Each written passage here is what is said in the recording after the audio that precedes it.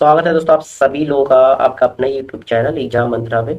जी आज की क्लास हमारा जो यूपी ट्रिपल सी पैट के प्रैक्टिस सेट्स होगा जो अंकित भाटी सर जी के बुक से होगा। तो इसके आज का हमारा पहला क्लास होगा मॉडल पेपर नंबर फर्स्ट। ठीक है जी, गुड इवनिंग सभी को, गुड इवनिंग जी। क्लास के लिंक जो है शेयर कर दीजिए, कुछ लोगों को जोड़िए क्लास में, क्लास स्टार्ट करने से पहले। जी इस बुक के यहाँ जितने प्रैक्टिस सेट है आपके 15 प्रैक्टिस सेट है और प्लस में आपके 2 प्रीवियस ईयर का प्रैक्टिस सेट है। ठीक है, तो आपके 17 प्रैक्टिस सेट पूरा कंप्लीट कराए जाएंगे। ठीक है, तो चैनल के साथ जुड़े रहिएगा और बाकी दोस्तों को भी जोड़िए क्लास में। ठीक है, कुछ लोगों को जोड़िए क्लास में। तो चलिए क्लास स्टार्ट करते हैं। आज का हमारा पहला क्वेश्चन देखते हैं। देखिए पहला क्वेश्चन आपके सामने है।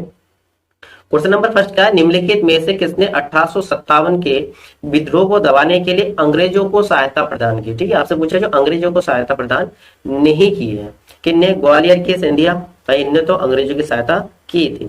बेगम हजरत महल, बेगम हजरत महल जी, बेगम हजरत महल जो अवध से थे, ठीक है, लखनऊ अवध से थे, तो इन्होंने जो है अंग्रेजों की सहायता प्रदान नहीं की क्योंकि ये 1857 की क्रांतिकारी थे। ठीक, इन्होंने अवध या लखनऊ से जो है आपके 1857 की क्रांति का नेतृत्व किया। ठीक है, 1857 की क्रांति अवध या लखनऊ से जो है 30 जून 1857 को शुरू हुआ था। कब हुआ था?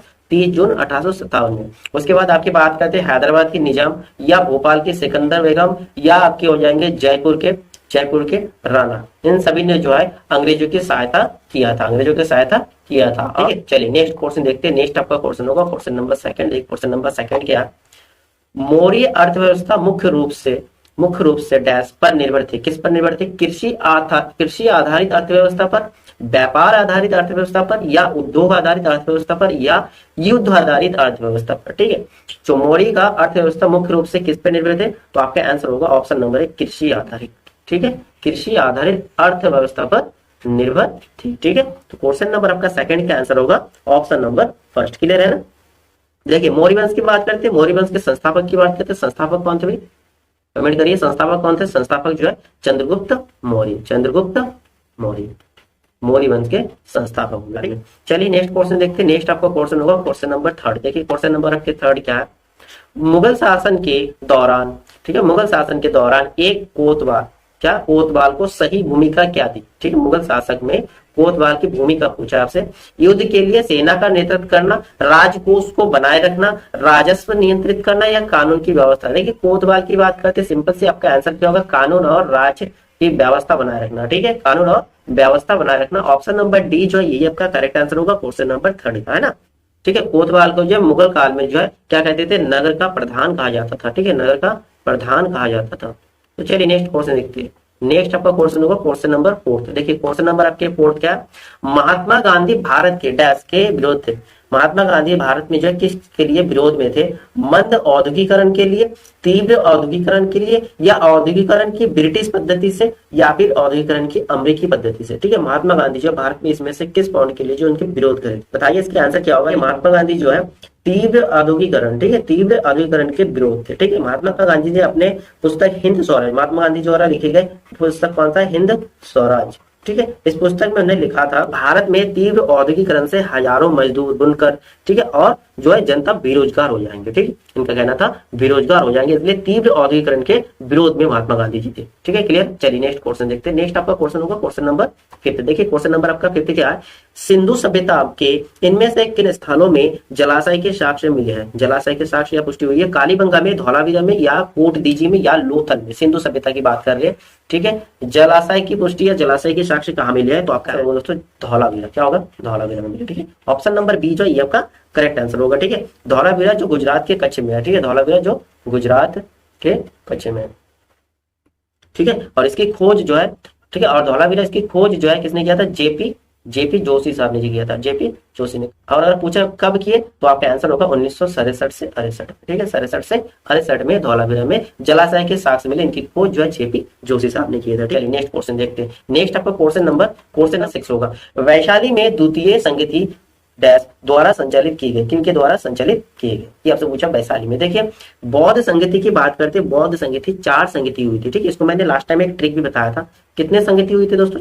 4 संगति हुई थी, फर्स्ट, सेकंड, थर्ड। देखिए चारों आपको याद हो जाएंगे। ठीक है, इसको हम ऐसे याद करते हैं ए के। ठीक है, उसी प्रकार अगर ये एक आपके क्या हो जाएगा? शासक, किसके शासन काल में हुआ। उसके बाद अगर हम स्थान की बात करते हैं कहां पर हुआ था, तो इसको हम इस ट्रिक से याद कर सकते हैं। ठीक है, इस ट्रिक से याद कर सकते हैं RVP के। ठीक ठीक है, इस तरह से आपको लिखना है। उसके बाद ए से आपको हो जाएगा अजात शत्रु, किसके शासनकाल में, अजात शत्रु के, पहला बौद्ध संगठित अजात शत्रु के शासनकाल में हुआ था। और आर से हो जाएगा राजगृह में, कौन से स्थान में हुआ था, राजगृह में हुआ था। ठीक है, सेकंड वाला, सेकंड आपकी है के से आपका हो जाएगा कालासु, क्या होगा, कालासु। ठीक है, नाम भरा है। इसके बाद ए से हो जाएगा खाली अशोक लिखेंगे। ठीक है, उसके बाद आपके लास्ट वाला कैसे हो जाएंगे आपके कनिष्क, क्या हो जाएंगे, कनिष्क। ठीक है, उसके बाद यहाँ बी से हो जाएगा वैशाली, और आर से और पी से होगा पाटलिपुत्र, और इधर आपके के से होगा कुंडलवन। ठीक है, कुंडलवन। ठीक है, तो आपसे जो क्वेश्चन पूछा है कि द्वितीय बौद्ध संगति संचालित की, द्वितीय बौद्ध संगति इसके कालासो, ठीक है, वैशाली में कालासो। ठीक है, तो आपका आंसर होगा ऑप्शन नंबर बी जो है, ये इसमें आपका करेक्ट आंसर होगा क्वेश्चन नंबर 6 का। क्लियर है ना दोस्तों। चलिए नेक्स्ट क्वेश्चन देखते हैं। नेक्स्ट आपका क्वेश्चन नंबर 7 देखिए, क्वेश्चन नंबर आपका 7 क्या है।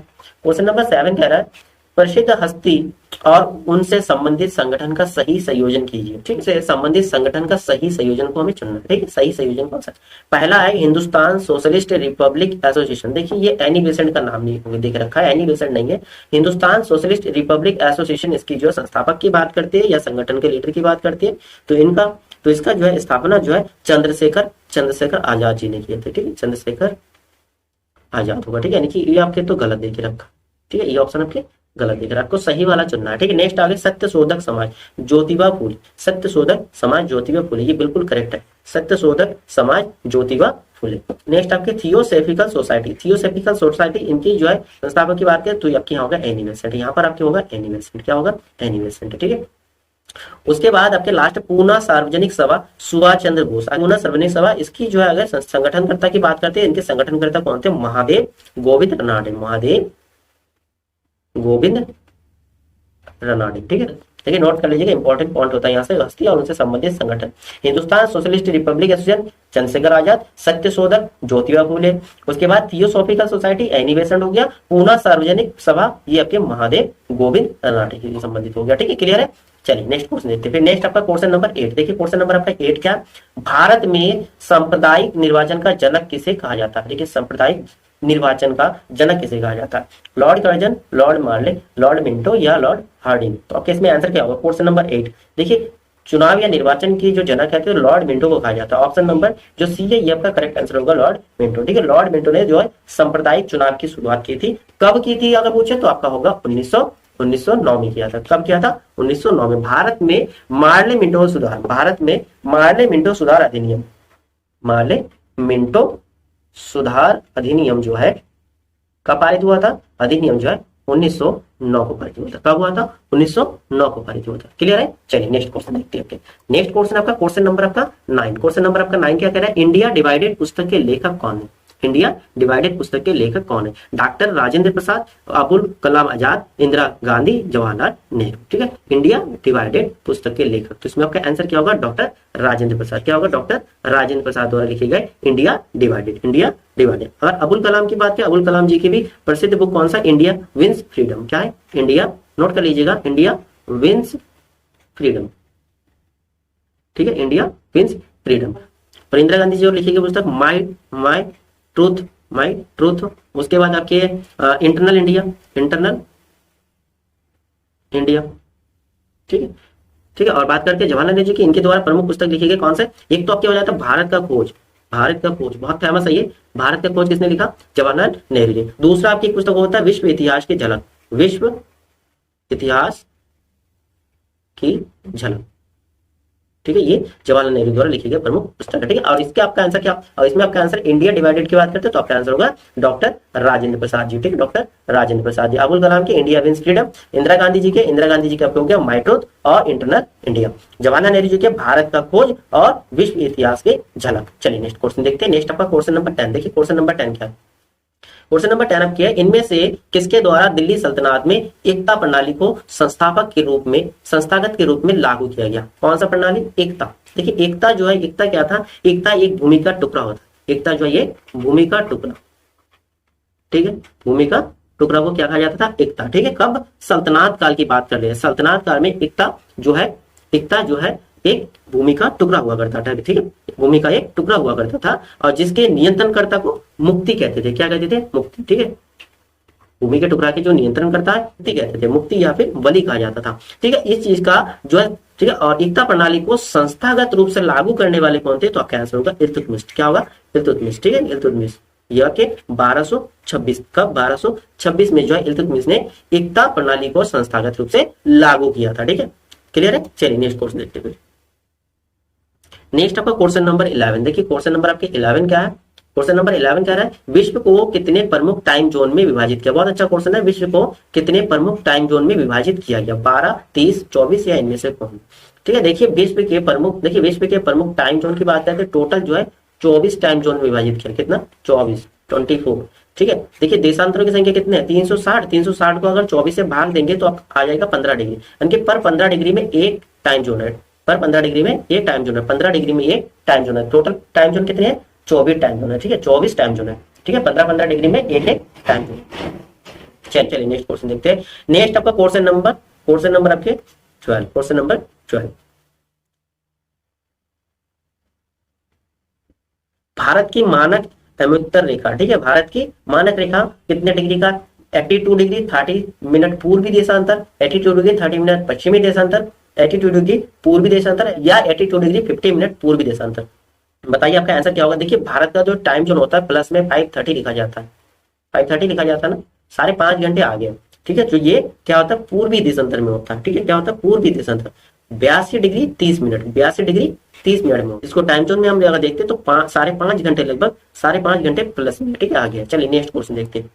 नेक्स्ट आपका क्वेश्चन होगा क्वेश्चन नंबर 13। क्वेश्चन नंबर 13 क्या कह रहा है, अरावली पर्वत श्रेणी में सबसे ऊंची शिखर कौन सा है। अरावली पर्वत श्रेणी में जो है सबसे ऊंची शिखर प्रणाली, डोडा बेटा, पंचमढ़ी, गुरु शिखर या अनाईमुड़ी। आपसे पूछा अरावली पर्वत श्रेणी में सबसे ऊंचा शिखर की बात करती है तो सबसे ऊंचा शिखर जो है आपका ऑप्शन नंबर सी होगा, गुरु शिखर। क्या होगा, गुरु शिखर। देखिए नाम से भी आप ध्यान रख सकते हो, गुरु शिखर। ठीक है, नाम में भी आपको वजन लग रहा है ना, गुरु शिखर सबसे ऊंचा शिखर प्रणाली है, हाँ, अरावली पर्वत श्रेणी में। ठीक है, क्वेश्चन नंबर आपका 13 का आंसर हो गया ऑप्शन नंबर सी। ठीक है, और अगर गुरु शिखर, इसकी अगर ऊंचाई की बात करते हैं, इसकी ऊंचाई लगभग आपको होता है 1722 मीटर, 1722 मीटर के आसपास होता है। ठीक है, ठीक है, और ये छोटी जो कहाँ है, राजस्थान में। कहाँ है, राजस्थान में।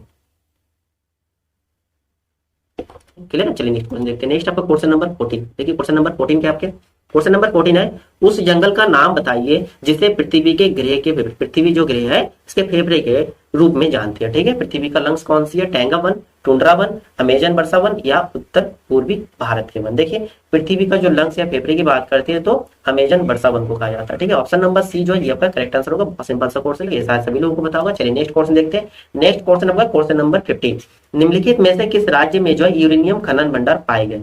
ठीक है, किस राज्य में, आपसे पूछा किस राज्य में, भारत के किस राज्य में जो है यूरेनियम खनन भंडार पाए गए, राजस्थान में, छत्तीसगढ़ में, उड़ीसा में, मध्य प्रदेश में। बताइए क्वेश्चन नंबर 15 का आपका आंसर क्या होगा।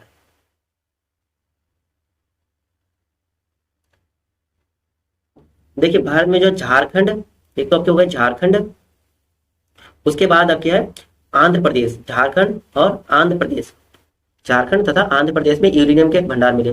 ठीक है, यूरेनियम के भंडार कहां पर, झारखंड और आंध्र प्रदेश के। इसके अलावा देखिए झारखंड और आंध्र प्रदेश यहाँ आपके ऑप्शन नहीं है, इसके अलावा कहां मिले, राजस्थान में भी मिले। ठीक है, ऑप्शन नंबर फर्स्ट जो इसमें आपका करेक्ट आंसर है। ठीक है, राजस्थान में यूरेनियम खनन का भंडार पाया गया। देखिए यूरेनियम जो है दुनिया के सबसे दुर्लभ खनिजों में से एक माना जाता है, सबसे दुर्लभ खनिजों में से एक माना जाता है यूरेनियम को।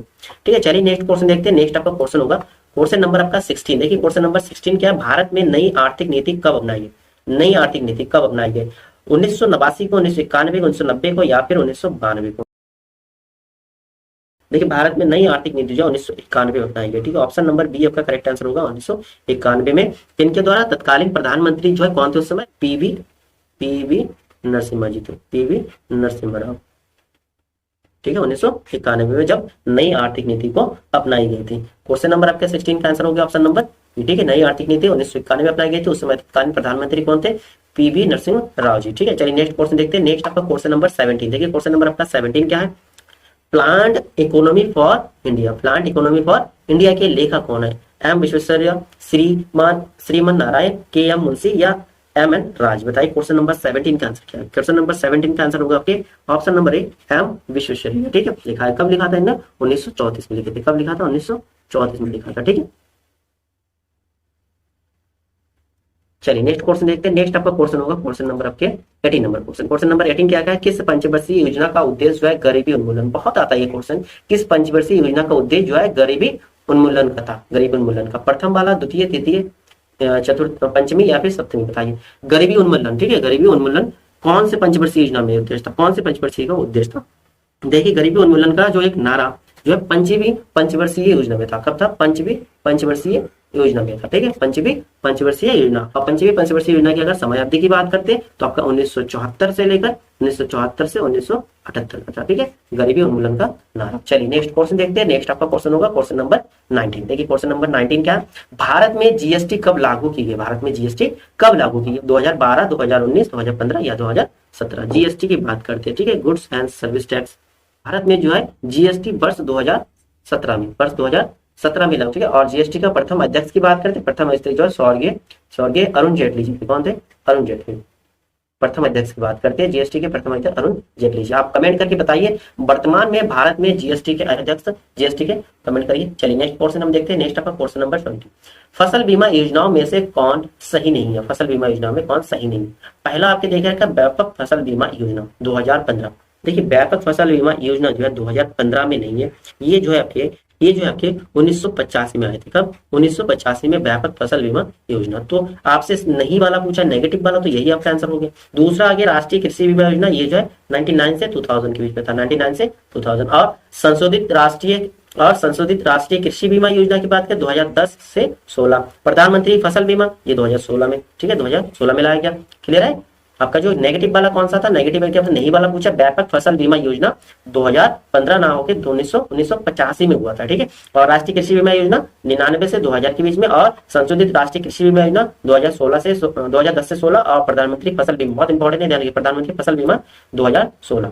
नेक्स्ट क्वेश्चन देखते हैं। नेक्स्ट आपका क्वेश्चन नंबर 21। ये भी क्वेश्चन काफी आता है, कोई विधेयक धन विधेयक है या नहीं, इसका निर्णय कौन करता है। कोई भी विधेयक जो है धन विधेयक है या नहीं है, इसका निर्णय कौन करता है, राष्ट्रपति करता है, लोकसभा अध्यक्ष करता है, वित्त सचिव करता है या वित्त मंत्री करता है, ठीक है। आप राष्ट्रपति आंसर मत दीजिएगा, इसमें आंसर होगा आपके लोकसभा के अध्यक्ष। लोकसभा के अध्यक्ष जो है अनुच्छेद आपके 110 के अंतर्गत जो है, अनुच्छेद 110 के अंतर्गत जो है धन विधेयक को परिभाषित किया गया। और कोई विधेयक जो है धन विधेयक है या नहीं है, इसका निर्णय जो है केवल लोकसभा के अध्यक्ष द्वारा किया जाता है, ठीक है, लोकसभा के अध्यक्ष द्वारा किया जाता है। और इसकी जो है अनुशंसा या संस्तुति जो है राष्ट्रपति द्वारा दिया जाता है। और जो है धन विधेयक जो है पेश किसमें किया जाता है, लोकसभा में प्रस्तुत किया जाता है। कहां पर, लोकसभा में प्रस्तुत किया जाता है। और राज्यसभा में जो इसकी अनुमति की बात करते हैं तो 14 दिन का टाइम दिया जाता है। 14 दिन के अंदर जो राज्यसभा द्वारा अनुमति प्रदान की जाती है। अगर 14 दिन के अंदर अनुमति प्रदान नहीं करती है तब भी राज्यसभा द्वारा इसको पारित ही माना जाता है कि धन विधेयक पारित होगा, ठीक है। लोकसभा इसमें मेन लोकसभा में प्रस्तुत किया जाता है और 14 दिन का टाइम पीरियड होता है राज्यसभा के लिए, ठीक है। चलिए नेक्स्ट क्वेश्चन देखते हैं। नेक्स्ट आपका क्वेश्चन नंबर 22। क्वेश्चन नंबर 22 क्या है, पंचायतों को संवैधानिक दर्जा प्रदान किया गया। पंचायतों को संवैधानिक दर्जा अनुच्छेद 226, अनुच्छेद 243, अनुच्छेद 239 या अनुच्छेद 219 किसके अंतर्गत जो है पंचायत को संवैधानिक दर्जा दी गई। देखिए पंचायत को संवैधानिक दर्जा अनुच्छेद 243, 243, ठीक है, 243 के अंतर्गत प्रदान किया गया, ठीक है। ध्यान रखिएगा पंचायतों को संवैधानिक दर्जा जो है अनुच्छेद 243 के अंतर्गत प्रदान की गई है, ठीक है। चलिए नेक्स्ट क्वेश्चन देखते हैं। नेक्स्ट आपका क्वेश्चन होगा क्वेश्चन नंबर 23। देखिए यहाँ पर क्वेश्चन नंबर 23 जो सूची वन को सेकंड जो है सुमेलित करना है और नीचे दिए कोड का प्रयोग करती है सही उत्तर को चुनना है, ठीक है। तो स्क्रीन पे ये इमेज नहीं आ पा रही, कोई दिक्कत नहीं। पहला देखिए, पहला आपके भारतीय संविधान का भाग 9 किससे संबंधित है, भाग 9 आपके पंचायती राज से, भाग 9 पंचायती राज से संबंधित है, ठीक है। दूसरा भारतीय संविधान का भाग 8 की बात करती है, भाग 8 किससे संबंधित है, संघ और राज्य से, ठीक है। इसमें आपके हो जाएगा भाग 8 हो जाएगा, संघ और राज्य क्षेत्र से है। और भारतीय संविधान के भाग चौथा ए की है 4A की बात करती है तो इसका संबंध जो है मूल कर्तव्य से है, ठीक है। 4A की बात करते हैं मूल कर्तव्य से है, ठीक है। लास्ट आपके रह गया भारतीय संविधान का भाग 9A की बात करते हैं वो आपकी नगर पालिका से हो गया, ठीक है। तो आपका आंसर क्या हो रहा है, देखिए पहले का आंसर देखिए, पहले का आपके हो गया 3, ठीक है। दूसरे का देखिए, दूसरा 8वां वाला आपके हो गया 1, ठीक है। और उसके बाद सी का आंसर देखिए 4A आपके हो जाएंगे इसमें चौथा, 3 1 4 2 हो जाएगा, 3 1 4 2। देखिए 3 1 4 2 कौन सा ऑप्शन मिल रहा है, ऑप्शन नंबर फर्स्ट जो ये आपका करेक्ट आंसर है। इसका आप स्क्रीनशॉट रख लीजिए, अच्छा क्वेश्चन है। यहाँ पर संविधान का भाग आपके 9 की बात करते हैं पंचायत से, भारतीय संविधान भाग 8 की बात करते हैं तो भाग 8 संघ और राज्य क्षेत्र से है। भारतीय संविधान का भाग अब 4A की बात करते हैं तो 4A आपके मूल कर्तव्य से संबंधित है। भारतीय संविधान का भाग 9A की बात करते हैं तो 9A जो आपकी कौन सा नगर पालिकाओं से संबंधित है। ठीक है, चलिए नेक्स्ट क्वेश्चन देखते हैं। नेक्स्ट आपका क्वेश्चन नंबर 24। देखिए क्वेश्चन नंबर 24 आपका क्या कह रहा है, राज्य की नीति निर्देशक तत्व के अधीन निम्नलिखित में से कौन सा एक उपबंध नहीं है। नेगेटिव वाला पूछा, ऐसे ही आजकल क्वेश्चन पूछते सडनली आप आंसर दे देते हो, क्वेश्चन पूरा रीड करिएगा, आराम से रीड करिएगा, नहीं वाला पॉइंट में कई बार धोखे में आप पॉजिटिव वाला आंसर देके आ जाते हो। देखिए पहला देखिए, काम करने की मानवीय दशाओं का उपबंध। पहला क्या है, काम करने की मानवीय दशाओं का उपबंध। ठीक है, उपबंध की बात करते हैं, ये आपके अनुच्छेद कितने के अंतर्गत है, अनुच्छेद 42 के अंतर्गत है। अनुच्छेद 42 के अंतर्गत देखिए आपसे पूछा कौन सा उपबंध नहीं है। ठीक है, 6 वर्ष से कम आयु के बच्चों को प्रारंभिक बाल्यावस्था में देखभाल और शिक्षा का उपबंध, शिक्षा का उपबंध, ये आपके अनुबंध या अनुच्छेद आपके किसमें, अनुच्छेद 45 में है। ठीक, नेक्स्ट आपके भारतीय सभी लोगों में सामंजस्य और सामान्य सामूहिक भाईचारे की प्रवृत्ति को बढ़ावा देना। ठीक है, इसका आपके किसी भी उपबंध या अनुच्छेद में इसका उल्लेख नहीं है। न्यायपालिका का कार्यालय से अलगाव, न्यायपालिका का कार्यालय से अलगाव की बात करती है, ये आपके अनुच्छेद कितने में है, अनुच्छेद आपके 50 में है ना, 50 में। तो आपके इसमें नेगेटिव वाला कौन सा है, नेगेटिव वाला ऑप्शन सी आ रहा है। ठीक है, ऑप्शन सी जो है आपका करेक्ट आंसर होगा। ठीक, अब देख लीजिए अब। ठीक है, चलिए नेक्स्ट क्वेश्चन देखते हैं। नेक्स्ट आपका क्वेश्चन नंबर 25। क्वेश्चन नंबर 25 क्या है, दिनेश गोस्वामी समिति का संबंध था बैंकों की राष्ट्रीयकरण की समाप्ति से, निर्वाचन सुधारों से, पूर्वोत्तर में उपद्रव समाप्त करने के उपायों से, या चकमा समस्या से। देखिए क्वेश्चन नंबर 25, दिनेश गोस्वामी समिति का गठन की बात करती है। इसके गठन जो है 1990 में हुआ था। कब हुआ था, 1990 में। किस लिए, निर्वाचन सुधारों के परिप्रेक्ष्य में, निर्वाचन में सुधार के लिए। ऑप्शन नंबर बी जो है ये आपका करेक्ट आंसर होगा। इन्हीं के समिति द्वारा सुझाव दिया गया कि सभी चुनाव में जो है ईवीएम इलेक्ट्रॉनिक वोटिंग मशीन का प्रयोग किया जाए। ठीक है, चलिए नेक्स्ट क्वेश्चन देखते हैं। नेक्स्ट आपका क्वेश्चन होगा क्वेश्चन नंबर 26।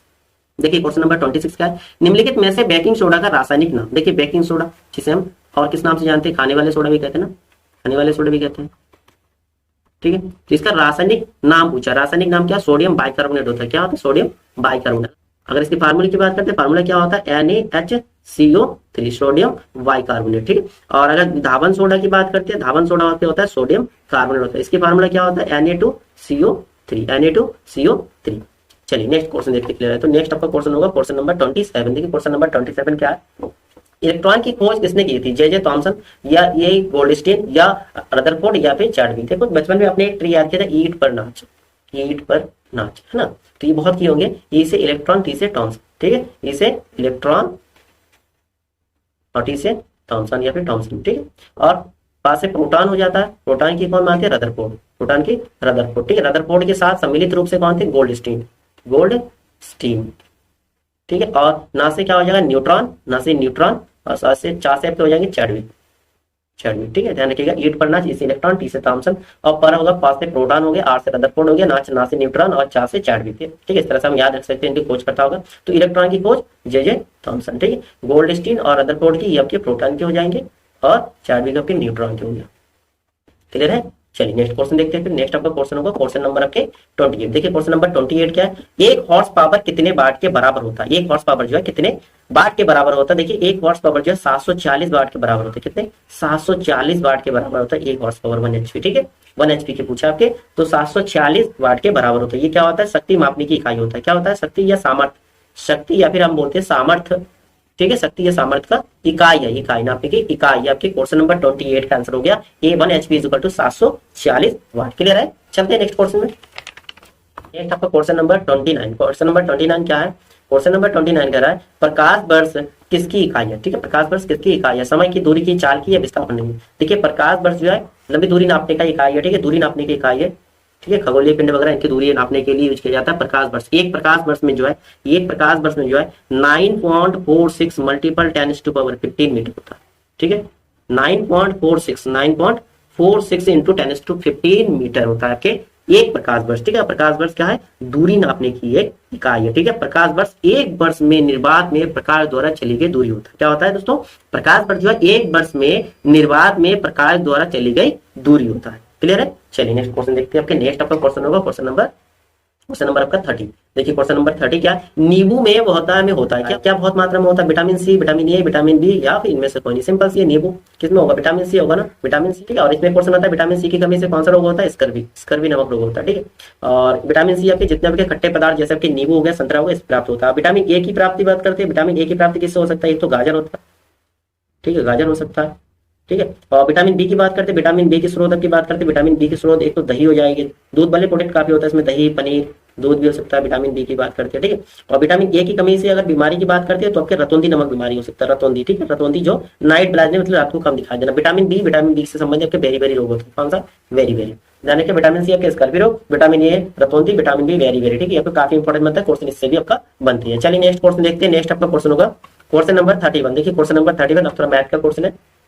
एक परीक्षा में जो है 92% छात्र उत्तीर्ण हुए, ठीक है। कितने परसेंट? 92 स्टूडेंट जो है वो पास हुए थे और 480 छात्र जो अनुत्तीर्ण, ठीक है, यानी कि 480 छात्र जो है वो क्या हो गए? फेल हो गए। उस परीक्षा में कितने छात्र जो है शामिल हुए थे, ठीक है, कितने स्टूडेंट शामिल हुए थे? आपका क्वेश्चन नहीं है 5800 बच्चे बैठे थे या 6200 या फिर 6000 या फिर 5000। देखिए इस क्वेश्चन को आप इजीली आराम से सॉल्व कर सकते हो, कोई दिक्कत नहीं। देखिए टोटल हमेशा जो होता है वो 100% होता है, ठीक है ना। टोटल को हमेशा 100% मानेंगे, टोटल हमेशा 100% होता है अपने आप में, ठीक है। अब जो है पास कितने हुए? पास हुए आपके 92%। तो फेल कितने? अनुत्तीर्ण कितने हुए? अनुत्तीर्ण की बात करते हैं, अनुत्तीर्ण कितने हुए? फेल कितने हुए? भाई 100 में से अगर 92 घटा दोगे तो आपका बच्चा 8%, इनके 8% बच्चा फेल हुए। और जो है यहाँ 8% की वैल्यू जो है कितना देके रखा है? 480 देके रखा है। तो 1% की वैल्यू निकाल लीजिए, 8 सिंह 48, यानी कि 1% की वैल्यू आपका कितना होगा? 60 हो गया, ठीक है। 60 हो गया तो 100% की वैल्यू कितना होगा? भाई 100% की निकालो तो 100 के साथ, अगर 100 के साथ हम 60 का गुना करेंगे तो आपका हो जाएगा 6000। सिंपल सी है ना। तो 6000 बच्चे जो है एग्जाम देने बैठे थे। ऑप्शन नंबर सी जो है आपका करेक्ट आंसर है, ठीक है। आप देखिए सबसे पहले फेल स्टूडेंट गिवन है, जो गिवन है उसी से सॉल्व करते हैं, उसी की सहायता लेके सॉल्व कर सकते हो, अदरवाइज किसी और से सॉल्व करने जाओगे तो लेंथी पड़ जाएगा, ठीक है। अनुत्तीर्ण कितने हुए? फेल कितने हुए? 8% पे। भाई 92% पास हुए तो 8% फेल हुआ, टोटल 100% हो गया। तो 8% बराबर कितना रखेंगे? 480, और 1% की वैल्यू आ जाएगा 8 सिंह 48, आपके बन गया 60।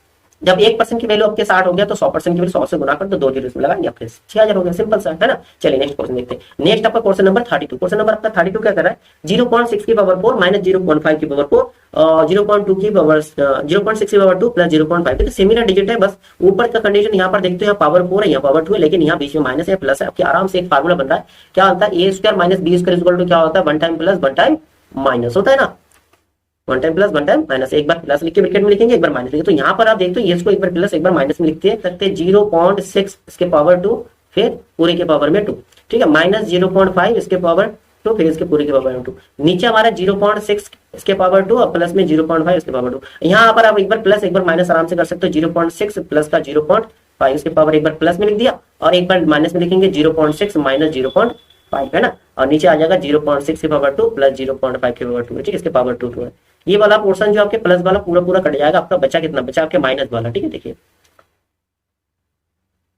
माइनस वाला आपके बचिए, माइनस वाला आपके क्या है? 0.6 के पावर 2 और माइनस का 0.5 के पावर 6 कितना होता है? 36 हो जाएगा ना। 36 डेसिमल ये लिख जाएगा। 5 25 इसमें माइनस करेंगे, आपका हो जाएगा 6 में से 5 गए, आपके 1 हो जाएगा, 3 में से 1 हो जाएगा, यानी 0.11 आपका आंसर होगा। ऑप्शन नंबर सी तो ये आपका करेक्ट आंसर है। बहुत सिंपल सा क्वेश्चन है, टफ नहीं है। मैथ के जितने क्वेश्चन आपके बनता है मैक्सिमम बहुत सिंपल क्वेश्चन, जिसकी मैथ थोड़ा एवरेज की स्टूडेंट भी मैथ का 20 तो आराम से ग्राफ वाले तो सोल्व कर ही सकते हो, ठीक है। आपके जो 4 ग्राफ और तालिका से संबंधित उसमें आराम से नंबर आप गेन कर सकते हो। चलिए नेक्स्ट क्वेश्चन देखते हैं। नेक्स्ट आपका ये भी मैथ का क्वेश्चन है। 4 संख्याओं में से 3 संख्याओं का औसत 16 है और अंतिम 3 संख्याओं का औसत 15 है। यदि उनमें अंतिम संख्या जो है 20 हो तो पहली संख्या कितना हो? देखिए 4 संख्या है, ए बी सी और डी लेते हैं, ठीक है। चारों संख्याओं में जब पहले 3 का औसत देखिए, पहले यानी कि ए प्लस बी प्लस सी, इन तीनों का औसत देके रखा है कितना? 3 का औसत 16 देके रखा है। 16 को अगर 3 से गुना है, तीनों का औसत देके रखा है ना, तो 16 3 48, ए प्लस बी प्लस सी तीनों का मिलकर आपके 48 हो रहा है। दूसरा अंतिम 3 मतलब सिंपल सी आपके ये लास्ट के 3 पूछा है ना, लास्ट के 3 है तो लास्ट के 3 कौन सा हो गया? B plus C plus D, इसका देके रखा आपके कितना? 15, ठीक है। तो 15 गुना यहाँ पर 3 करेंगे तो B plus C plus D equal to 45। अब देखिए ये दोनों इक्वेशन में हमें एक चीज कॉमन दिख रहा है, ये अगर इसको माइनस करोगे तो बीसी कट जाएगा, बीसी कट जाएगा आपके ए और डी बचा, ए में से डी माइनस करेंगे सिंपल से। तो वैसे 48 में से हम 45 माइनस करेंगे तो 48 माइनस 45, ठीक है। इक्वेशन हमने अगर इक्वेशन बना के सॉल्व करोगे तो पहले में से दूसरे को हमने माइनस किया, समीकरण 1 में से 2 को माइनस करोगे, इसमें समीकरण 1 हो जाएगा, ये समीकरण 2 हो जाएगा। तो बीसी हमारा कट जाएगा, रह जाएगा ए माइनस डी और इधर होगा 48 माइनस 45। तो यानी कि आप डी के वैल्यू देखे रखा, मतलब अंतिम संख्या आपके कितना देखे रखा? 20 देखे रखा, तो ए माइनस 20 करेंगे बराबर रखे आ जाएगा 3, तो 20 उधर जाएगा, हमने 3 प्लस 20 हो जाएगा, यानी कि आपके हो जाएगा 23। ए के वैल्यू कितना आ जाएगा? 23 आ जाएगा। पहला पूछा है तो पहला आपका 23 आ रहा है, ठीक है। सभी लोगों को समझ में आ गया? समझ में आ गया तो दोस्तों कमेंट कर दीजिए अगर क्लियर है तो। बहुत सिंपल सा क्वेश्चन है, टफ नहीं है। अभी पर स्क्रीनशॉट रख लीजिए, आराम से बाद में आप देख लीजिए, वीडियो को बैक करके आप देख लीजिए, आराम से समझ में आ जाएगा। चलिए नेक्स्ट क्वेश्चन देखते हैं। नेक्स्ट आपका क्वेश्चन नंबर 34। देखिए क्वेश्चन नंबर 34 आपके सामने 36 मल्टीप्लाई 18 और 125 मल्टीप्लाई 75 इक्वल टू, देखिए सभी आंसर जो आपके पावर में देख रखा है, नीचे आपके 5 है ऊपर 6 है, यानी कि हम इसको पावर में एक्सपोनेंट में ही सॉल्व करेंगे। 36 को हम 6 के पावर 2 लिख सकते हैं और 18 को 6 गुना 3 लिख सकते हैं ना। इधर 125 को हम क्या लिख सकते हैं? 5 की घात 3 और 75 को 25 3 75, यानी कि 25 गुना 3 से 3 काट दीजिए, अब देखिए यहाँ पर आपको पता है कि गुना में घातें जुड़ती है, तो 6 की घात 2 और 6 की घात 1, अब क्या हो जाएगा 6 की घात 3। ठीक है, यहाँ पर देखिए 5 की घात 3 और 25 को हम 5 की घात 2 लिख सकते हैं, इसका मतलब 6 की घात 3। ठीक है, तो अब यहाँ पर 5 की घात 3 और 5 की घात 2 कितना हो रहा है, 5 की घात 5 हो जाएगा। ठीक है, तो आपका आंसर 6 की घात 3 और 5 की घात 5 पावर 3 और 5 पावर 5। ऑप्शन नंबर देखिए, ऑप्शन आपका सी करेक्ट हो रहा है, ऑप्शन सी मिल रहा है ना जी, बिल्कुल। चलिए नेक्स्ट क्वेश्चन देखते हैं। नेक्स्ट ये भी आपके मैथ का क्वेश्चन है। ठीक है, मैथ का क्वेश्चन आपके आपके पूछा 121, यहाँ पर question mark equal to question mark 81। इसका आपका आंसर फाइंड करें। देखिए जहां जहां क्वेश्चन में हम एक्स वगैरह कुछ भी लिख लीजिए, एक्स है। अब यहाँ क्रॉस मल्टीप्लाई कर लीजिए, क्या कर रहे हैं क्रॉस मल्टीप्लाई।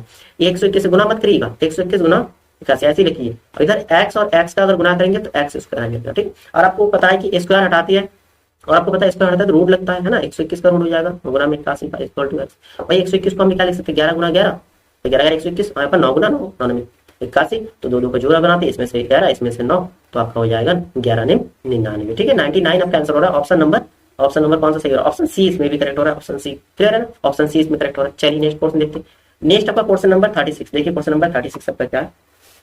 उच्छ्वास का सही संधि विच्छेद है उच्च प्लस श्वास, उच्च प्लस श्वास, या फिर उद श्वास या उद श्वास। देखिए जहां पर आधा चाहता ये वाला होता है ना, ये आपके व्यंजन संधि होता है। कौन सा संधि होता है, व्यंजन संधि। ठीक है, तो ये जो छाया आपकी किसमें चेंज हो जाएगा, ता में चेंज होगा, उत प्लस श्वास, उद श्वास। ठीक है, तो ऑप्शन देखिए ऑप्शन सी जो ये आपका करेक्ट आंसर, हलंत लगाना है। ठीक है, ये क्योंकि ये व्यंजन जो है, ये व्यंजन जो है बिना मात्रा के। ठीक है, तो उद श्वास होगा। ठीक है, ऑप्शन नंबर आपके सी जो है, ऑप्शन नंबर जो आपके सी ये करेक्ट आंसर है। देखिए नेक्स्ट आपका क्वेश्चन, नेक्स्ट क्वेश्चन आपका 37। पेट में दारी का होना, पेट में दारी का होना, पेट में दारी होना का अर्थ, पेट में दारी होना का अर्थ क्या है। धूर्त प्राणी, रोग ग्रसित प्राणी, या पेट तथा लंबी दारी होना, या फिर देखने में सीधा किंतु चालाक होना। ठीक है, तो आपका आंसर यही होगा, पेट में दारी होना का अर्थ होता है देखने में हमको सीधा लगे लेकिन किंतु वो चालाक होना। ठीक है, देखने में सीधा किंतु चालाक होना, इसका अर्थ हो जाएगा ऑप्शन नंबर डी जो इसका करेक्ट आंसर है। चलिए नेक्स्ट क्वेश्चन देखते हैं। नेक्स्ट आपका क्वेश्चन नंबर 38, जहां पहुंचा ना जा सके, जहां पहुंचा ना जा। देखिए जहां हम जा नहीं सकते उसको हम क्या बोलते हैं, जहां जा नहीं सकते। हाँ, जाना कठिन होता है उसे हम दुर्गम कहते हैं, जाना कठिन उसे हम दुर्गम कहते हैं। जहां जाना आसान होता है, उसे हम कहते हैं सुगम।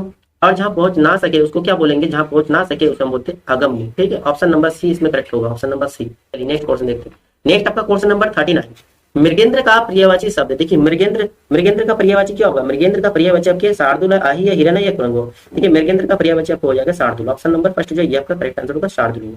ठीक है, शार्दुल होगा मृगेंद्र शब्द का, शार्दुल हो गया, उसके बाद वनराज हो जाएंगे, उसके बाद आपके हो सकते हैं मृगराज हो सकता है, मृगराज हो सकता है। ठीक है, और आही की बात करते हैं, आही का पर्यायवाची क्या होगा, आही मतलब क्या होता है, नाग होता है ना, नाग सांप। ठीक है, उसके बाद आपके भूजंग, और एक होता है आपके उर्ग, यानी कि उर्ग। ठीक है, वैसे हिरन का तो आपको पता होगा, हिरन का क्या होगा, सिंपल सी है मृग। ठीक है, मृगराज की बात करते वो मृगेंद्र का हो गया, शार्दुल का हो गया, लेकिन हिरन की बात करते हिरन का मृग होगा, केवल मृग। ठीक, मृग। और उसके बाद सारंग हो सकता है, सारंग। फिर क्या हो सकता है, हरिण।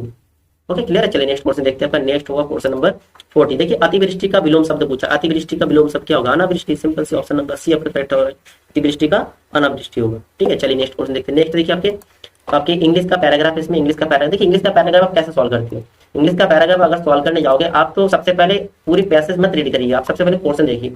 पहला पोर्शन अब क्या है, modern medicine is primarily concern with, modern जो मेडिसिन आता है इज प्राइमरली कंसर्न विद। ठीक है, तो आपको देखिए सबसे पहले पोर्शन रीड करना, पोर्शन के बाद फिर आपको आंसर सर्च करना, यही बेटर तरीका होता है, समय भी बचत होता है इससे। ठीक है, पहला आपके प्रमोशन ऑफ गुड हेल्थ, उसके बाद people suffering from imaginary illness, या फिर आपके people suffering from real illness, या फिर इंक्रीज इफिशिएंसी इन वर्क। देखिए modern medicine is primarily concern, किसका कंसर्न करते हैं भाई, देखिए आपको आंसर आपको यही बड़ा ढूंढ लीजिए। देखिए यहाँ पर है क्या दिख रखा है, मॉडर्न मेडिसिन इज कंसर्न किसमें, with promotion of good health. मिल गया ना आंसर। आप पूरा पैसेज रीड करते आपका कितना टाइम खराब होता, तो ऑप्शन आपका फर्स्ट इसमें करेक्ट आंसर है, promotion of good health. Modern medicine is concern करता है किसपे, प्रमोशन ऑफ गुड हेल्थ की प्रमोशन करता है। ठीक है, क्लियर है। चलिए नेक्स्ट क्वेश्चन देखते हैं। नेक्स्ट आपका देखिए, a healthy man should be concern with, healthy man को क्या होना चाहिए भाई, his work which good health. Simple सी है, make possible his work which good health, भाई ऐसा वर्क जो होते हैं गुड हेल्थ के लिए मेक पॉसिबल हो। लुकिंग आफ्टर हिज हेल्थ, भाई लुकिंग आफ्टर हेल्थ ये तो पॉसिबल हो ही नहीं सकता, फिर भी हम पैराग्राफ देख लेंगे, his health which make work possible. ठीक है, ये भी सही लग रहा है कुछ पॉजिटिव में। टेकिंग अबाउट हेल्थ ये भी नहीं होगा। ठीक है, ये दोनों पॉजिटिव है, सी और ये, इन दोनों में से एक हो सकता है। देखिए आप देख लेते एक बार आंसर क्या हो सकता है। We talk about the health all of the time at for the most only result of more people are with imaginary illness. ठीक है, the health man should not be wasting any time talking about health. ठीक है। एक है time खराब नहीं करना, talking about भाई हेल्थ के बारे में बात करें, टाइम नहीं खराब करना। He should be using the health for work, भाई उसको क्या करना है, should be using health for work, the work is does not the work that good health make possible, ठीक है, that good health make possible. यानी कि option number आपका कौन सा सही हो रहा है, ऑप्शन नंबर आपके फर्स्ट ही सही हो रहा है ना, his work which good health make possible, option number आपके फर्स्ट ही करेक्ट आंसर हो रहा है। क्वेश्चन नंबर आपके 42 क्लियर है ना।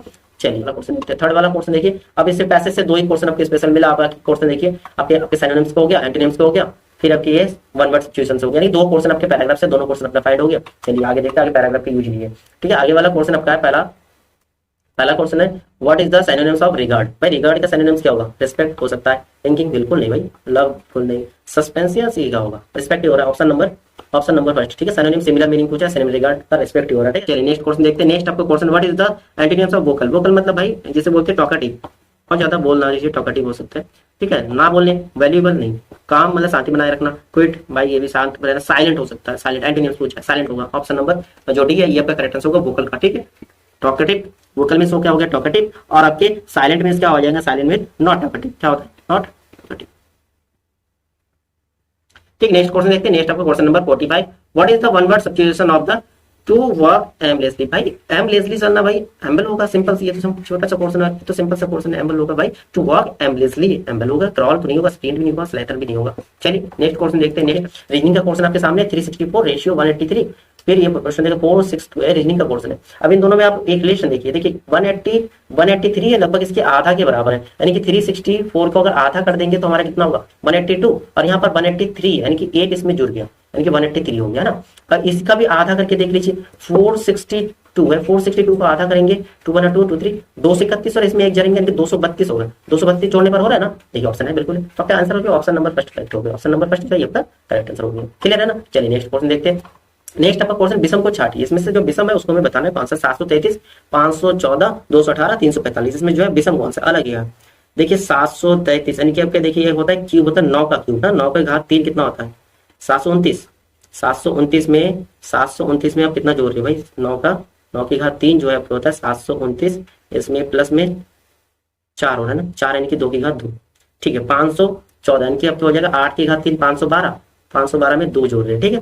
यहाँ पर 214 यानी कि आपके 6 की घात 3 कितना होता है 216 प्लस का 2 218, 345 क्या होता है 7 की घात 3 343 प्लस का 245, ठीक है। सब में 2 2, देखिए सब में जो है घात 3 प्लस 2, घात 3 प्लस 2, घात 3 प्लस 2। पहला वाला ऑप्शन में घात 3 करते 9 की घात 3 करने के बाद फिर 4 जोड़ना पड़ रहा है, कितना जोड़ना पड़ रहा है 4 जोड़ना पड़ रहा है, यानी कि ऑप्शन ये ही जो है अलग है, विषम को छाटना है आपको, तो आपका आंसर क्या होगा ऑप्शन नंबर फर्स्ट आपका करेक्ट आंसर हो रहा है, क्लियर है। चलिए नेक्स्ट क्वेश्चन देखिए। नेक्स्ट क्वेश्चन का ब्लड रिलेशन से है, पी क्यू का भाई है, एस पी का पिता है, आर एस का भाई है, यदि टी आर की माँ है तो पी का टी से क्या संबंध है।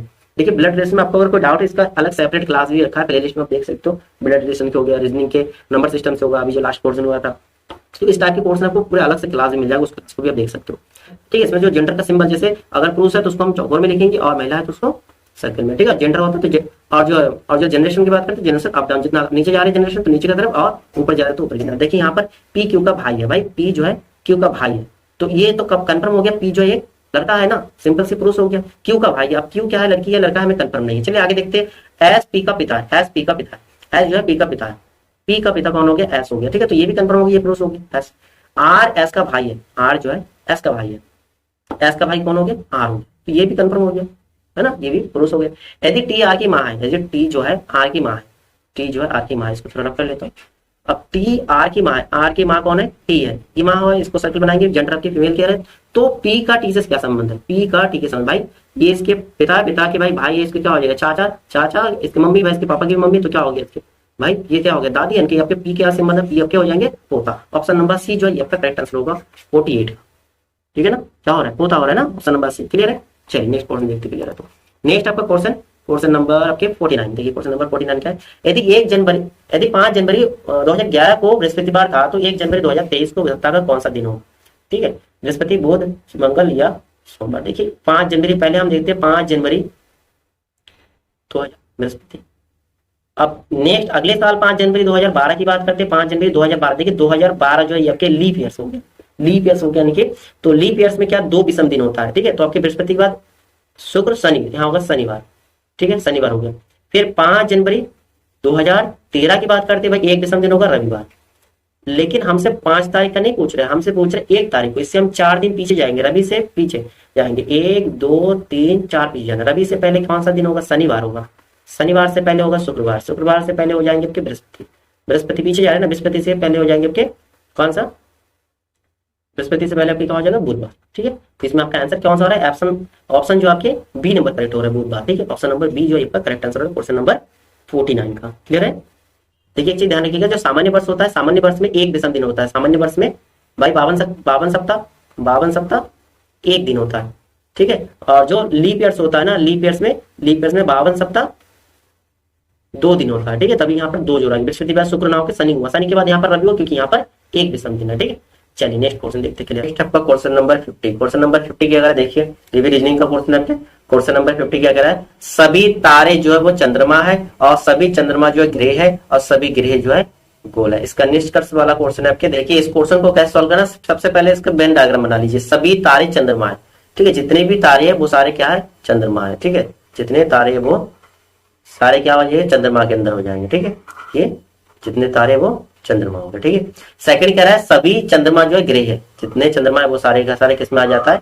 ग्रह में आ जाता है। ठीक है, ओके। नेक्स्ट आपका कह रहा है सभी ग्रह जो है गोल है। जितने ग्रह है वो सारे का सारे क्या है? गोल है। ठीक, अब स्टेटमेंट देख लीजिए, क्या निष्कर्ष देख रखे, इसका निष्कर्ष क्या निकलते हैं। पहला निष्कर्ष इसने कहा कि सभी चंद्रमा के तारे होने की संभावना है। सभी चंद्रमा के जितने चंद्रमा है, ठीक है, ये जो चंद्रमा है सभी के सभी तारे होने की संभावना। देखिए इधर जो चंद्रमा की संख्या भाई, इसके अंदर की तरफ जब भी जाते हैं ना, अंदर के गोले की तरफ, तो ये कभी भी पॉसिबल नहीं होता। संभावना है कह रहे ये नहीं होगा। ठीक है, नेक्स्ट आपका कह रहे हैं सभी तारे गोल है। देखिए सभी ये जितने तारे हैं ये सभी गोल के अंदर, ये एक संभावना हो सकता है। इनका ऑप्शन नंबर बी तो बिल्कुल करेक्ट हो रहा है। अब देखिए आपके पास ऑप्शन कैसे होता है, केवल एक सही है, पहला दूसरा दोनों सही है, या ना तो पहला सही है ना तो दूसरा सही है, केवल दूसरा सही है। तो आपका आंसर क्या रहा है? आपका आंसर जो है केवल दूसरा सही है। ठीक है, तो आपका आंसर होगा केवल दूसरा ही सही होगा। ठीक, क्वेश्चन नंबर 50 का आंसर हो गया ऑप्शन नंबर डी। देखिए 51 नंबर क्वेश्चन क्या है, आप सभी लोग ना सभी क्वेश्चन के आंसर जो देते रहिएगा। ठीक है, तो आपका नेक्स्ट क्वेश्चन आपका बनता है 51 नंबर क्वेश्चन। 51 नंबर क्वेश्चन क्या कर रहा है? हाल ही में भारतीय प्रतिस्पर्धा आयोग यानी कि CCI की प्रथम महिला, देखिए प्रथम महिला अध्यक्ष के रूप में किसकी नियुक्ति हुई है? अच्छा क्वेश्चन है, इंपॉर्टेंट बन जाता है करंट अफेयर्स का। पहला अध्यक्ष की बात करती है, वो भी महिला अध्यक्ष के रूप में। ठीक है, CCI के भारतीय प्रतिस्पर्धा आयोग की बात करते हैं, किसे नियुक्त किया गया? रश्मि शुक्ला, रुचिरा कमोद, रवनीत कौर या फिर शालिजा धामी। तो इसमें आपका आंसर क्या होगा? इसमें आपका आंसर होगा option number C, Ravneet Kaur. ठीक है, रवनीत कौर आपका सही आंसर होगा, जो भारतीय प्रतिस्पर्धा आयोग के लिए अध्यक्ष के रूप में, प्रथम महिला अध्यक्ष के रूप में नियुक्त किए गए इनको। ठीक है, तो क्वेश्चन नंबर 51 का आपका आंसर हो गया option number C, Ravneet Kaur. चलिए नेक्स्ट क्वेश्चन देखते हैं। नेक्स्ट आपका क्वेश्चन नंबर 52। देखिए क्वेश्चन नंबर 52 आपका क्या है? निम्न में से कौन यूनिसेफ इंडिया के नेशनल एम्बेसडर नियुक्त किया? यूनिसेफ इंडिया के जो है नेशनल एम्बेसडर नियुक्त किए विराट कोहली, नीरज चोपड़ा, महेंद्र सिंह धोनी या आयुष्मान खुराना। बताइए क्वेश्चन नंबर आपका 52 का आंसर क्या होगा? यूनिसेफ इंडिया के जो है नेशनल एम्बेसडर किसे नियुक्त किया गया? तो आपके इसमें आंसर होगा क्वेश्चन नंबर 52 का option number D, Ayushmann Khurana. ठीक है, ऑप्शन नंबर डी जो है इसमें आपका करेक्ट आंसर होगा आयुष्मान खुराना। चलिए नेक्स्ट क्वेश्चन देखते हैं। नेक्स्ट आपका क्वेश्चन नंबर 53। देखिए क्वेश्चन नंबर 53 क्या है? क्वेश्चन नंबर 53 कह रहा है, थोड़ा छोटा कर लेते इसको। ठीक है, क्वेश्चन नंबर आपका 53 क्या है? वर्ष 2023 में भारतीय प्रधानमंत्री नरेंद्र मोदी ने विश्व पर्यावरण दिवस के अवसर पर रामसर स्थलों के संरक्षण के लिए, किसके लिए? रामसर स्थलों के जो संरक्षण के लिए निम्न में से किस योजना का शुभारंभ किया? अच्छा क्वेश्चन है, आपके बनता है करंट अफेयर्स का। ठीक है, रामसर स्थलों के संरक्षण के लिए निम्न में से किस योजना का जो शुभारंभ किया? निर्मल भारत योजना, अमृत भारत योजना, अमृत धरोहर योजना या फिर सीमा दर्शन योजना। बताइए क्वेश्चन नंबर 53 का आंसर क्या होगा? देखिए क्वेश्चन नंबर 53 का आंसर होगा आपके ऑप्शन नंबर सी, अमृत धरोहर योजना। ठीक है, तो इसके लिए रामसर स्थलों के संरक्षण, भाई स्थलों के संरक्षण की बात कर रहे हैं, सिंपल सी है, धरोहर की बात आएगा, तो ऑप्शन नंबर सी आपका करेक्ट आंसर होगा अमृत धरोहर योजना। ठीक है, क्वेश्चन नंबर आपके 53 का आंसर हो गया। चलिए नेक्स्ट क्वेश्चन देखते हैं। नेक्स्ट आपका क्वेश्चन आपके 54 नंबर, क्वेश्चन नंबर 54 आपके सामने क्या है? हाल ही में जारी वर्ष 2023 की विश्व खुशहाली रिपोर्ट के अनुसार जो विश्व के सबसे खुशहाल देशों की तालिका में कौन सा देश जो है प्रथम स्थान? आपसे पूछा। ठीक है, हैप्पीनेस इंडेक्स की बात करें 2023 के, तो इसमें पहला स्थान कौन सा देश है? फिनलैंड है, न्यूजीलैंड है, आइसलैंड है या फिर डेनमार्क है? बताए क्वेश्चन नंबर 54 का आंसर क्या होगा? क्वेश्चन नंबर 54 का आंसर होगा ऑप्शन नंबर ए फिनलैंड। ठीक है, और इसमें भारत को कौन सा स्थान मिला? आप कमेंट करके बताइए भारत को कौन सा स्थान मिला। चलिए नेक्स्ट क्वेश्चन देखते हैं। भारतीय अंतरिक्ष अनुसंधान संस्थान यानी कि इसरो द्वारा हाल ही में चंद्रमा पर अपना तीसरा मिशन चंद्रयान-3 किस रॉकेट से प्रक्षेपित किया गया? ठीक है, चंद्रयान-3 किस रॉकेट से प्रक्षेपित किया गया? PSLV C55, PSMK3 या LVM3 M4 या GSLV F12? बताइए क्वेश्चन नंबर 55 के आंसर क्या होगा? देखिए 55 के आंसर होगा आपके LVM3 M4। ठीक है, LVM3 M4 इसी रॉकेट से जो प्रक्षेपित किया गया चंद्रयान-3 का। ठीक है, क्वेश्चन नंबर आपका 55 का आंसर हो गया ऑप्शन नंबर सी। क्लियर है? चलिए नेक्स्ट क्वेश्चन देखते फिर। नेक्स्ट आपका क्वेश्चन 56 नंबर। देखिए क्वेश्चन नंबर 56 क्या है? फीफा द्वारा आयोजित फुटबॉल महिला विश्व कप की मेजबानी निम्न में से कौन सा देश कर रहा है? ठीक है, फीफा विश्व कप की जो फुटबॉल की महिला विश्व कप है उसकी मेजबानी कौन सा देश कर रहा है? ऑस्ट्रेलिया, न्यूजीलैंड या फिर दोनों देश सम्मिलित रूप से या इनमें से कोई नहीं? क्वेश्चन नंबर 56 बताइए क्वेश्चन नंबर 56 का आंसर क्या होगा? देखिए इसमें आंसर होगा ऑस्ट्रेलिया और न्यूजीलैंड दोनों सम्मिलित रूप से। इनके ऑप्शन नंबर सी जो है ये आपका करेक्ट आंसर होगा। ए और बी दोनों सही है। ऑस्ट्रेलिया और न्यूजीलैंड सम्मिलित रूप में फीफा विश्व कप 2023 की महिला विश्व कप की मेजबानी कर रहे हैं। ठीक है, चलिए नेक्स्ट क्वेश्चन देखते हैं। नेक्स्ट आपका क्वेश्चन नंबर 57। देखिए क्वेश्चन नंबर 57 क्या है? क्वेश्चन नंबर 57, केंद्र सरकार द्वारा जारी आर्थिक बजट 2023-24 के अनुसार व्यक्तिगत करदाताओं के लिए छूट की सीमा को 5 लाख से बढ़ाकर कितने रुपए प्रतिवर्ष कर दिया? यानी कि आपका 5 लाख से बढ़ाकर कितने रुपए कर दिया? आपका क्वेश्चन है तो कितने रुपए? 6 लाख, 7 लाख, 8 लाख या इनमें से कोई नहीं? तो इसमें आपका आंसर क्या होगा? क्वेश्चन नंबर 54 का देखिए इसमें आपको कर दिया गया 7 लाख। ठीक है, कर की सीमा जो है 7 लाख तक कर दिया, इसमें 5 लाख से बढ़ाकर। ठीक है, जो छूट की सीमाएं करदाताओं के लिए वो 5 लाख से बढ़ाकर 7 लाख कर दिया गया 2023-24 के आर्थिक बजट में। ठीक है, क्लियर है? चलिए नेक्स्ट क्वेश्चन देखते हैं। देखिए आप लोग भी आंसर कमेंट करते रहिए। निम्न में से कौन सा देश जो है सभी महिलाओं के लिए मुफ्त सैनिटरी उत्पाद, ठीक है, मुफ्त सैनिटरी उत्पाद प्रदान करने वाला विश्व का प्रथम देश बन गया? स्कॉटलैंड, आयरलैंड, नीदरलैंड या इंग्लैंड? बताइए क्वेश्चन नंबर 58 का आंसर क्या होगा? देखिए क्वेश्चन नंबर 58 का आंसर होगा ऑप्शन नंबर ए स्कॉटलैंड। ठीक है, जहां सभी महिलाओं को मुफ्त में उत्पाद प्रदान करने वाला प्रथम देश बन गया। ठीक है, जो सभी महिलाओं को मुफ्त सैनिटरी उत्पाद प्रदान करने वाला विश्व का प्रथम देश बन गया स्कॉटलैंड। ठीक, चलिए नेक्स्ट क्वेश्चन देखते हैं। नेक्स्ट आपका क्वेश्चन नंबर 59। क्वेश्चन नंबर 59 क्या? भारत के किस रेलवे स्टेशन को वर्ष 2023 में यूनेस्को का एशिया प्रशांत सांस्कृतिक विरासत, देखिए बहुत अच्छा क्वेश्चन है, यूनेस्को का एशिया प्रशांत सांस्कृतिक विरासत पुरस्कार से सम्मानित किया? किस रेलवे स्टेशन को? नई दिल्ली को, प्रयागराज को, भाईखला यानी मुंबई को या फिर जयपुर को? Question number 59। देखिए क्वेश्चन नंबर 59 का आपका आंसर होगा भाईखला मुंबई को। ठीक है, मुंबई को एक पुरस्कार मिला। चलिए नेक्स्ट क्वेश्चन देखते हैं। नेक्स्ट आपका क्वेश्चन होगा क्वेश्चन नंबर 60। देखिए क्वेश्चन नंबर 60 क्या है? अमरोहा ढोलक, क्या है? अमरोहा ढोलक जिसे हाल ही में भौगोलिक संगठन जीआई टैग प्राप्त हुआ, ये किस राज्य का? इनके अमरोहा ढोलक जो है किस राज्य का जीआई टैग है? जम्मू कश्मीर का, उत्तर प्रदेश का, तमिलनाडु का या पंजाब का? ये जीआई टैग बहुत इंपॉर्टेंट है, जीआई टैग का अलग से एक क्लास बना हुआ, उसको भी आप देख लीजिएगा। ठीक है, तो क्वेश्चन नंबर 60 का आपका आंसर क्या हो रहा है? आंसर होगा option number B Uttar Pradesh. ठीक है, अमरोहा ढोलक जीआई टैग मिला कौन से स्टेट का? ये उत्तर प्रदेश का। ठीक है, कहाँ के? उत्तर प्रदेश के। ऑप्शन नंबर बी आपका करेक्ट आंसर है। इंपॉर्टेंट क्वेश्चन है, नोट कर लीजिएगा। चलिए नेक्स्ट क्वेश्चन देखते हैं। नेक्स्ट आपका क्वेश्चन नंबर 61। देखिए क्वेश्चन नंबर 61 आपका क्या है? क्या है? क्रोएशिया की मुद्रा क्या है? क्रोएशिया की मुद्रा क्या है? क्रोन, रूबल, कूना या फिर दिरहम? बताइए क्वेश्चन नंबर 61 का आंसर क्या होगा? देखिए क्रोएशिया की मुद्रा जो है क्रोएशियाई कूना है। क्या? क्रोएशियाई कूना। ऑप्शन नंबर सी जो है तो आपका करेक्ट आंसर हो रहा है। ठीक है, और अगर बात करते हैं कि क्रोन कहाँ की है? क्रोन जो है कहाँ का मुद्रा? नॉर्वे कंट्री की है। कौन सी कंट्री की? नॉर्वे कंट्री की है। ठीक है, बात करते हैं रूबल की, रूबल जो है रूस कंट्री की है। कहाँ की है भाई? रूस कंट्री की है। ठीक है, दिरहम जो है संयुक्त अरब अमीरात की है। ठीक है, संयुक्त अरब अमीरात की है। क्लियर है? चलिए नेक्स्ट क्वेश्चन देखते हैं। नेक्स्ट आपका क्वेश्चन नंबर आपका 62। किस तिथि को अंतर्राष्ट्रीय जैव विविधता दिवस मनाया जाता है? तिथि को जो है अंतर्राष्ट्रीय जैव विविधता दिवस मनाया जाता है 16 सितंबर, 22 मई, 20 जून या फिर 22 अप्रैल? तो आपका आंसर क्या होगा? क्वेश्चन नंबर 62 का आंसर होगा आपके ऑप्शन नंबर बी 22 मई। ठीक है, 22 मई को अंतर्राष्ट्रीय जैव विविधता दिवस मनाया जाता है। ठीक है, अब बात करते हैं 16 सितंबर की। 16 सितंबर को जो है विश्व ओजोन दिवस, क्या है? विश्व ओजोन दिवस, ध्यान रखिएगा, विश्व ओजोन दिवस सेलिब्रेट किया जाता है। ठीक है, और 20 जून की बात करें, 20 जून को जो है विश्व शरणार्थी दिवस, क्या है? विश्व शरणार्थी दिवस, विश्व शरणार्थी दिवस।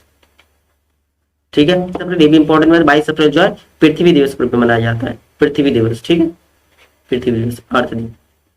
क्लियर है। चलिए नेक्स्ट क्वेश्चन देखते हैं। नेक्स्ट क्वेश्चन होगा क्वेश्चन नंबर आपका 63। देखिए सब्जी अनुसंधान संस्थान केंद्र कहाँ स्थित है, ठीक है। सब्जी अनुसंधान संस्थान केंद्र कहाँ है, कानपुर, लखनऊ, वाराणसी या फिर प्रयागराज। बताइए क्वेश्चन नंबर 63 का आंसर क्या होगा। देखिए 63 का सब्जी अनुसंधान की बात करते हैं तो सब्जी अनुसंधान जो है ऑप्शन नंबर डी वाराणसी में, कहा है, वाराणसी में, ठीक है। और जो कानपुर की बात करें, कानपुर में जो है दलहन अनुसंधान, क्या है, दलहन से है, दलहन अनुसंधान संस्थान है। और इसके साथ साथ राष्ट्रीय चीनी अनुसंधान भी, ठीक है, राष्ट्रीय चीनी अनुसंधान भी कानपुर में है। यानी कि चीनी और दलहन दोनों के कानपुर के लिए। उसके बाद हम लखनऊ के लिए बात करें तो लखनऊ में वनस्पति अनुसंधान, ठीक है, वनस्पति अनुसंधान संस्थान, ठीक है। और आपके प्रयागराज की बात, प्रयागराज में जो है हरिश्चंद्र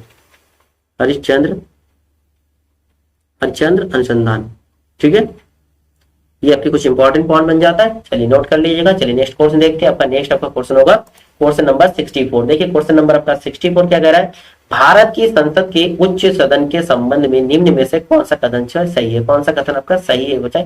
उच्च सदन यानी कि आपका राज्यसभा की बात कर रहे हैं, राज्यसभा की बात करते हैं ना, राज्यसभा के संबंधित कौन सा कथन जो इसमें सही है, ठीक है, इसको सदन कहा जाता है। पहला, ये कभी भी भंग नहीं होता, बिल्कुल सही है, राज्यसभा को भंग नहीं कहते, इसको स्थायी सदन भी कहा जाता है। यह हर 6 वर्ष के बाद भंग होता है, बिल्कुल नहीं, भंग नहीं होता। पहला पॉइंट ये है, इसे कभी भी भंग नहीं किया जा सकता या कभी भी भंग नहीं होता है। तो 5 वर्ष के लिए भंग होता नहीं, 3 वर्ष के बाद भंग होता, बिल्कुल नहीं, ठीक है। तो देखिए राज्यसभा, देखिए राज्यसभा इसको उच्च सदन भी कहती है और स्थायी सदन भी कहती है, इसको कभी भी भंग नहीं कर सकते। और दूसरी पॉइंट इसमें बनता है, राज्यसभा के जो है 1/3 सदस्य, कितने, 1/3 सदस्य जो है, 1/3 सदस्य जो है प्रत्येक 2 वर्ष के बाद, प्रत्येक 2 वर्ष के बाद क्या होते हैं, प्रत्येक 2 वर्ष के बाद सेवानिवृत्त होते हैं और फिर नए सदस्य का चुनाव होता है, ठीक है, नए सदस्य का चुनाव प्रत्येक 2 वर्ष में, प्रत्येक 2 वर्ष में 1/3 सदस्य, 1/3 सदस्य, ठीक है, क्लियर है। चलिए नेक्स्ट क्वेश्चन देखते हैं। अच्छा राज्यसभा में मैक्सिमम सीट कितने होता है, राज्यसभा में मैक्सिमम सीट जो है आपके 250 होता है, यानी कि मैक्सिमम सदस्यों की संख्या 250 होता है। और जिसमें जो है 12 सदस्यों को राष्ट्रपति द्वारा मनोनीत करने का अधिकार है उनको, ठीक है। चलिए नेक्स्ट क्वेश्चन देखते हैं। नेक्स्ट आपका क्वेश्चन होगा क्वेश्चन नंबर 64। देखिए क्वेश्चन नंबर आपका 64 क्या है, प्रसिद्ध पर्वतीय पर्यटन स्थल कोडाईकनाल कहाँ स्थित है, नीलगिरी पर्वत, पलनी पर्वत, कड़ेमम पर्वत या फिर जवादी पर्वत। देखिए प्रसिद्ध पर्यटन स्थल कोडाईकनाल की बात करती है तो ये कहाँ है, आपका ऑप्शन होगा बी पालनी पर्वत, ठीक है, पालनी पर्वत में है। पालनी पर्वत कहाँ है, पालनी पर्वत जो है आपके कहाँ पड़ता है, ये आपके तमिलनाडु में, कहाँ पर है, तमिलनाडु में, कहाँ है, तमिलनाडु, ठीक है। तमिलनाडु के डिस्ट्रिक्ट की बात करते हैं तो डिंडीगुल डिस्ट्रिक्ट में, कौन से, डिंडीगुल डिस्ट्रिक्ट में, डिंडीगुल डिस्ट्रिक्ट में। और नीलगिरी पर्वत ये भी आपके तमिलनाडु में, कहाँ है, तमिलनाडु में, है ना। कर्डेमम पर्वत जो आपके ये आपके केरल के पूर्वी क्षेत्र में, दक्षिण पूर्व में, केरल के दक्षिण पूर्व में, ठीक है, दक्षिण पूर्व में पड़ता है। जवादी की बात करते हैं, जवादी पर्वत जो है ये भी आपके तमिलनाडु राज्य में है, कहाँ है, तमिलनाडु में, तमिलनाडु राज्य में पड़ता है। और ये जो है पूर्वी घाट में, कहाँ, पूर्वी घाट। चलिए नेक्स्ट क्वेश्चन देखते हैं। आपका हो गया कोडाईकनाल जो है कहाँ पर, पलनी पर्वत में पड़ता है। चलिए नेक्स्ट क्वेश्चन देखते हैं। नेक्स्ट क्वेश्चन आपका क्वेश्चन नंबर 66। देखिए क्वेश्चन नंबर 66 क्या है, भूटान भारत के निम्नलिखित में से किन राज्यों के साथ अपनी सीमा साझा करता है। बहुत अच्छा क्वेश्चन है, ठीक है। भूटान जो देश है ये भारत के कितने राज्यों के साथ साझा करता है सीमा अपना। देखिए भूटान राज्य जो है किसमें, एक तो सिक्किम होगा, ठीक है, आपके पश्चिम बंगाल, और दूसरा आपके क्या होगा, अरुणाचल प्रदेश। देखिए सिक्किम राज्य टोटल कितने, 4, देखिए सिक्किम देश जो है टोटल 4 राज्यों के साथ, भारत के 4 राज्यों के साथ सीमा साझा करता है। एक तो आपके सिक्किम हो जाएगा, एक तो आपके सिक्किम, देखिए सिक्किम इसमें भी ऑप्शन है, एक में भी ऑप्शन है, सभी में ऑप्शन है, सिक्किम शायद नहीं, इसमें नहीं है तो एक कट गया ऑप्शन, ठीक। उसके बाद पश्चिम बंगाल, बिल्कुल पश्चिम बंगाल इसमें भी है, इसमें भी है, ठीक है। उसके बाद आपके पहुंचता है अरुणाचल प्रदेश। देखिए अरुणाचल प्रदेश इसमें नहीं है, एक कट गया, इसमें अरुणाचल प्रदेश नहीं कट गया, इनका ऑप्शन नंबर बी आपका बच गया, सिक्किम, पश्चिम बंगाल, आसाम और Arunachal Pradesh. Option number B आपका करेक्ट आंसर होगा क्वेश्चन नंबर आपका 66 का, ठीक है। भूटान देश जो 4 राज्यों के सीमा साझा करते हैं, सिक्किम, पश्चिम बंगाल, आसाम और अरुणाचल प्रदेश, ठीक है, क्लियर है। चलिए नेक्स्ट क्वेश्चन देखते हैं। नेक्स्ट आपका क्वेश्चन नंबर 67। देखिए 67 क्या है, क्वेश्चन नंबर 67, मड़ई महोत्सव निम्नलिखित में से किस राज्य में मनाया जाता है। मड़ई महोत्सव जो है किस राज्य में सेलिब्रेट किया जाता है, जम्मू कश्मीर, छत्तीसगढ़, उड़ीसा या फिर झारखंड। तो इसमें आपका आंसर क्या होगा, इसमें आपका आंसर होगा ऑप्शन नंबर बी छत्तीसगढ़, ठीक है। छत्तीसगढ़ के जो गौड़ जनजाति, कौन सा, गौड़ जनजाति जो है इनके द्वारा सेलिब्रेट किया जाता है ये मड़ई महोत्सव, ठीक है, जनजाति। नेक्स्ट आपका क्वेश्चन 68, संयुक्त राज्य अमेरिका का राष्ट्रीय खेल क्या है, ठीक है, अमेरिका की राष्ट्रीय खेल क्या, क्रिकेट, फुटबॉल, बेसबॉल या बास्केटबॉल। बताइए क्वेश्चन नंबर आपके 68 का आंसर क्या होगा, 68 का आंसर बताइए। क्या होगा? अमेरिका की देखिए राष्ट्रीय खेल की बात करते हैं तो बेसबॉल है। ऑप्शन नंबर सी जो है इसमें आपका करेक्ट आंसर हो रहा है। ऑप्शन नंबर सी, बेसबॉल में 9 खिलाड़ी होते हैं। कितने खिलाड़ी प्रत्येक टीम में? प्रत्येक टीम में 9 खिलाड़ी होते हैं। ध्यान रखिएगा, एक बार पूछते हैं प्रत्येक टीम में कितने खिलाड़ी? 9 खिलाड़ी होते हैं। ठीक है, चलिए नेक्स्ट क्वेश्चन देखते हैं। नेक्स्ट आपका क्वेश्चन नंबर आपका बनता है 69। अंतर्राष्ट्रीय न्यायालय का मुख्यालय कहाँ से? ये क्वेश्चन देखिए लास्ट टाइम भी आया था पेपर, ये क्वेश्चन ज्यादातर रिपीट होता है। अंतर्राष्ट्रीय न्यायालय का मुख्यालय कहाँ है? ठीक है, कहाँ है? The Hague. ठीक है, ऑप्शन नंबर ये जो आपका करेक्ट आंसर होगा। ठीक है, और वॉशिंगटन डीसी जो है अंतर्राष्ट्रीय मुद्रा कोष, ठीक है, अंतर्राष्ट्रीय मुद्रा कोष IMF का जो है मुख्यालय है। और न्यूयॉर्क जो है क्या है? संयुक्त राष्ट्र का मुख्यालय। कहाँ? संयुक्त राष्ट्र का मुख्यालय न्यूयॉर्क हो गया। और पेरिस की बात करें, पेरिस जो है यूनेस्को का मुख्यालय। किसका? यूनेस्को का मुख्यालय, ध्यान रखिएगा। ठीक है, या अंतर्राष्ट्रीय न्यायालय की बात करते हैं तो ये द हेग हो जाएगा। चलिए नेक्स्ट क्वेश्चन देखते हैं। नेक्स्ट आपका क्वेश्चन नंबर होगा 70। क्वेश्चन नंबर 70 क्या है? देखिए, फियरलेस गवर्नेंस, फियरलेस गवर्नेंस पुस्तक के या कि लेखक या लेखक कौन है? पी चिदम्बरम, शशि थरूर, स्वाति चतुर्वेदी या फिर किरण बेदी? देखिए, फियरलेस गवर्नेंस की पुस्तक के लेखक जो है किरण बेदी। किरण बेदी के बारे में क्वेश्चन बनता है तो भारत का जो पहला महिला IPS अधिकारी कौन बने? तो आपका आंसर होगा किरण बेदी। कौन है? किरण बेदी। ठीक है, चलिए नेक्स्ट क्वेश्चन देखते हैं। नेक्स्ट आपका देखिए हिंदी का पोर्शन है। हिंदी में आपने ये गद्यांश देख रखा है। इस गद्यांश के ऊपर आपको आंसर देना है। तो मेरे तरीका भाई सिंपल सी है, पहले आप पोर्शन देख लो और उसके बाद आंसर दो। ठीक है, गद्यांश पे चाहो तो ये पढ़ लीजिए। ठीक है,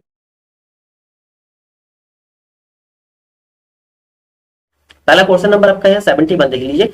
इस गद्यांश के लिए उपयुक्त शीर्षक क्या होगा? देखिए, वीर की लिखा जा रहा, वीरता का संस्मरण, सच्चे वीरता या वीरों का संपन्न होना। इसमें आप शीर्षक क्या दोगे? शीर्षक क्या दोगे? जैसे अभी हमने रीड किया था, यहाँ बुद्धि की तलाश में, जैसे राजा विरक्त होकर वीर हो जाते हैं। वीरता एक प्रकार की अंतःप्रेरणा, जब कभी उसका विकास हुआ तभी एक रौनक, एक रंग, एक बहार, एक संसार में छा गई। वीरता हमेशा निराली और नहीं होती है। वीरों बनाने के लिए कारखाने नहीं होती है। वीर तो देवदार वृक्ष की भांति जीवन रूपी वन में स्वयं पैदा होती है। ठीक है, और क्या कह रहे हैं? बिना किसी पानी दिए, बिना किसी दूध पिलाए बढ़ते जीवन के केंद्र में निवास करो और सत्य की चट्टान पर दृढ़ता से खड़े होकर जाओ। बाहर की सतह छोड़कर अंदर की तहों से पहुंच, अंदर की तहों तक पहुंच जाओ, तब तक रंग खिलेंगे। यही वीरता का संदेश है। तो ये कौन सी वीरता की बात कर रहे हैं? वीरता की स्मरण करने के लिए, या सच्ची वीरता के वीरों का उत्पन्न होना कैसे उत्पन्न होती है? देखिए, वीरों के बारे में किस बारे में बात किया गया इसमें? ये एक सच्चे वीर की एक तरह का बात किया जा रहा है, सच्चे वीरता की। ऑप्शन नंबर बी इसमें आपको सुटेबल होगा उपयुक्त शीर्षक देने के लिए। ठीक, नेक्स्ट आपका क्वेश्चन बनता है क्वेश्चन नंबर 72।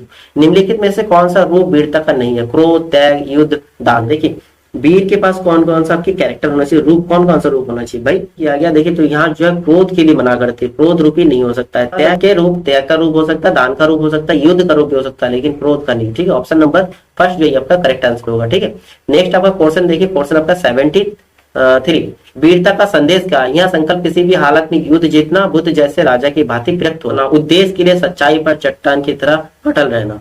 देखिए, जीवन के केंद्र की निवास करो, सत्य की चट्टान पर दृढ़ता से खड़े हो जाओ। ठीक है, तो सत्य के उद्देश्य के लिए, ठीक है, तो उद्देश्य के लिए सच्चाई के चट्टान पर या अटल रहना। ठीक है, ऑप्शन नंबर सी जो आपके सुटेबल है, यही आपका करेक्ट आंसर है। चलिए नेक्स्ट क्वेश्चन आपका, नेक्स्ट क्वेश्चन आपका 74। वीरों को देवदार वृक्ष की तुलना की गई है क्योंकि खाना पीना मिलने पर ही बढ़ते हैं, या फिर का दिल उदार होता है। किसका? देवदार का। सत्य का हमेशा पालन करती है, स्वयं पैदा होती है और किसी और बिना किसी के दूध पिलाए बढ़ती है। देखिए, देवदार का वृक्ष के आपके कैरेक्टर को पता।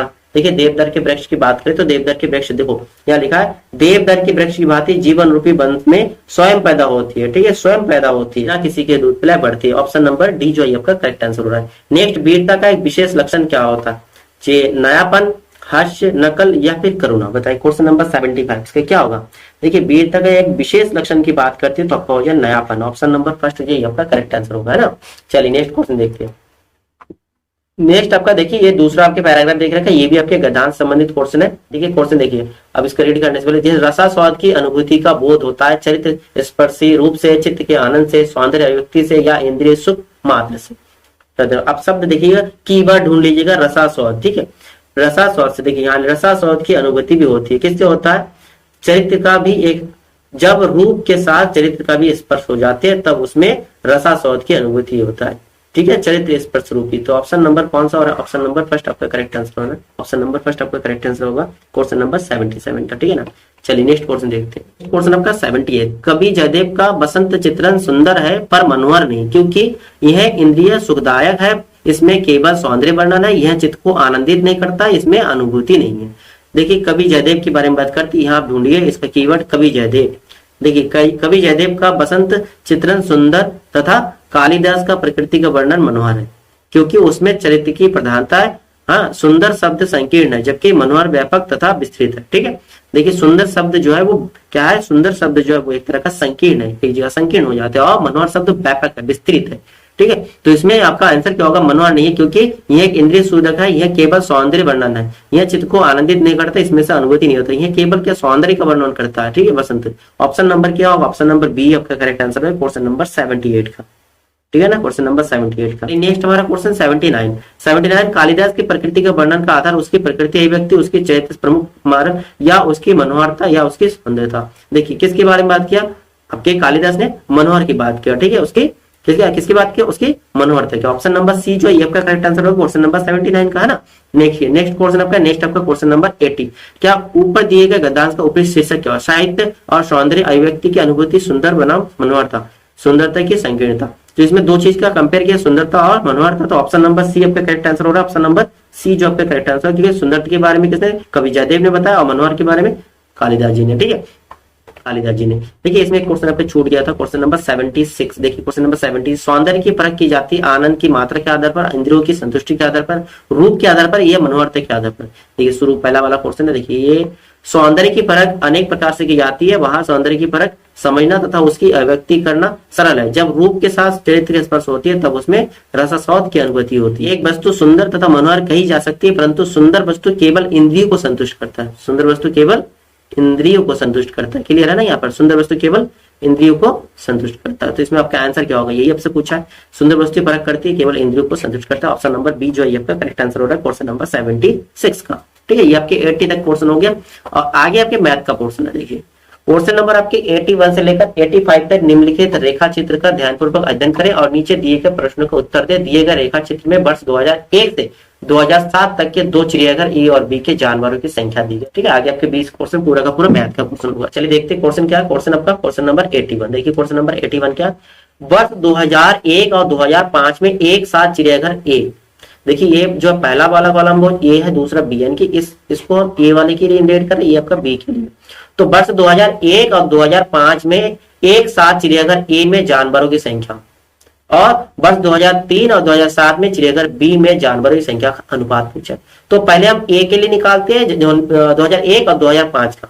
2001 में कितना 240 दिख रहा है, 240, और 2005 में 2005 की है 320, कितना है 320। इसको आप ऐड कर लीजिए, आपके ए के लिए देख रहे हैं हम 0, 6 और 5। फिर बी के लिए क्या है 2003 देखना है, बी वाला लाइन 2003 बी के लिए कितना 160।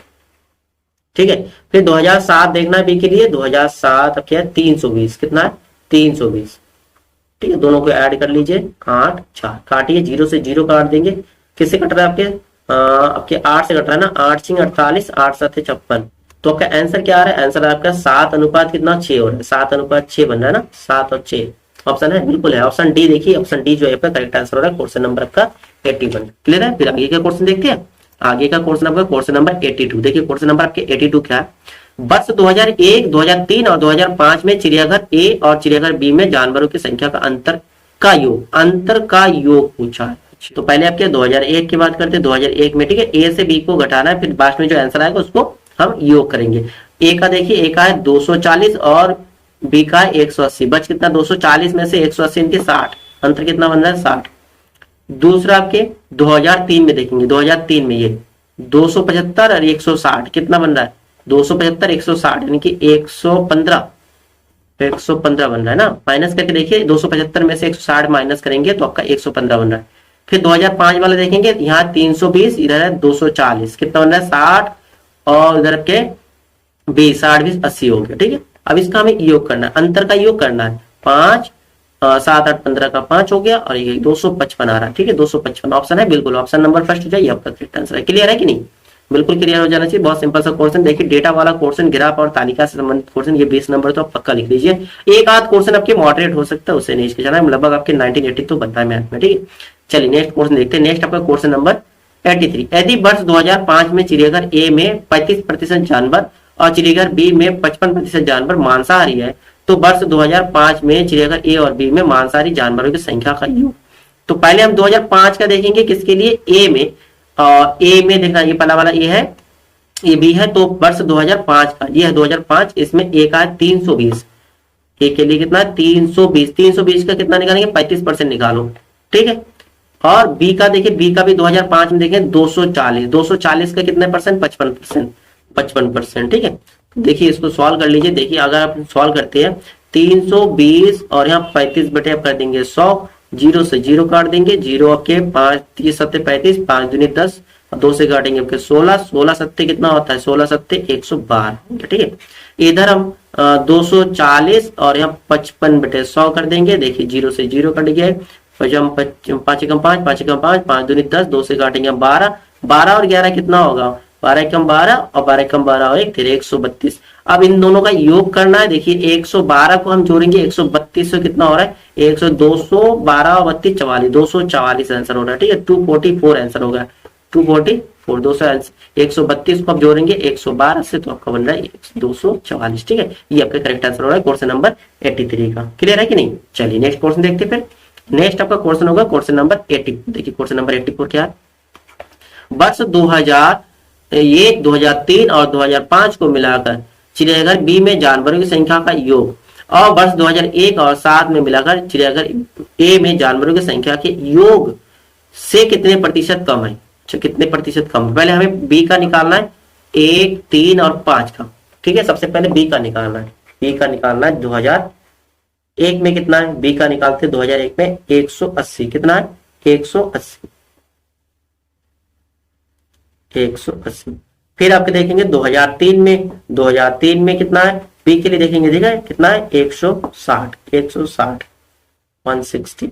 फिर देखना 2005 में, 2005 में कितना है 240, कितना है 240। इनका भी योग कर दीजिए, 0 10 18 और 4 5 हो गया, 580 हो रहा है। अब हम चलिए अगर ए के लिए देखते, ए के लिए है ना, ए के लिए कितना, पहले देखना 2001, फिर देखना 2007, 2001, 2001 में कितना है 240, कितना है 240।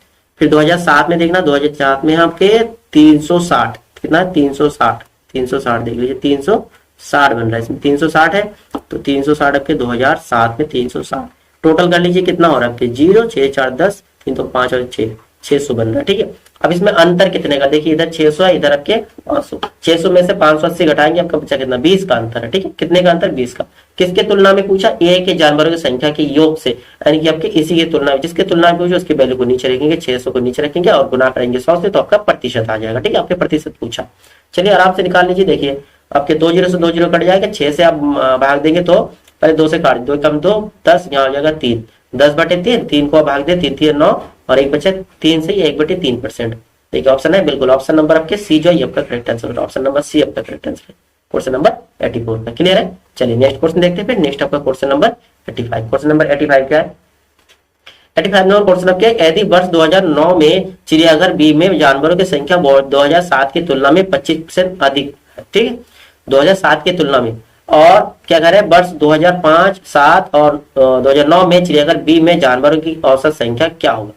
पहले बी का हम निकालते हैं, क्या देखिए 5 का 7 का डाटा हमारे पास है, 7 तक डाटा है, 9 का नहीं है, पहले 9 का निकालते हैं। 9 का डाटा क्या होगा, 2007 की तुलना में 25% अधिक है, तो 2007 का हमारा किसके लिए निकालेंगे, बी वाला, देखिए सेकंड वाला, ठीक है, बी के लिए, बी का 2007 में है, 2007 में है 320, ठीक है, इसका हमें 25% निकालना है, ठीक है, 25% निकालना है, 25 से कम 25, 25 100, 4 से काटोगे 4 8 32, 80 है, ठीक है, तो 80 अधिक होगा, यहाँ पर 380 है और 80 अधिक है, यानी कि 400 होगा। सबसे पहले क्या देखना, पहले देखना 2000 आपके 5 का देखना, 2005 का, 2005 के डेटा कितना, 2005 का 240, कितना है 240।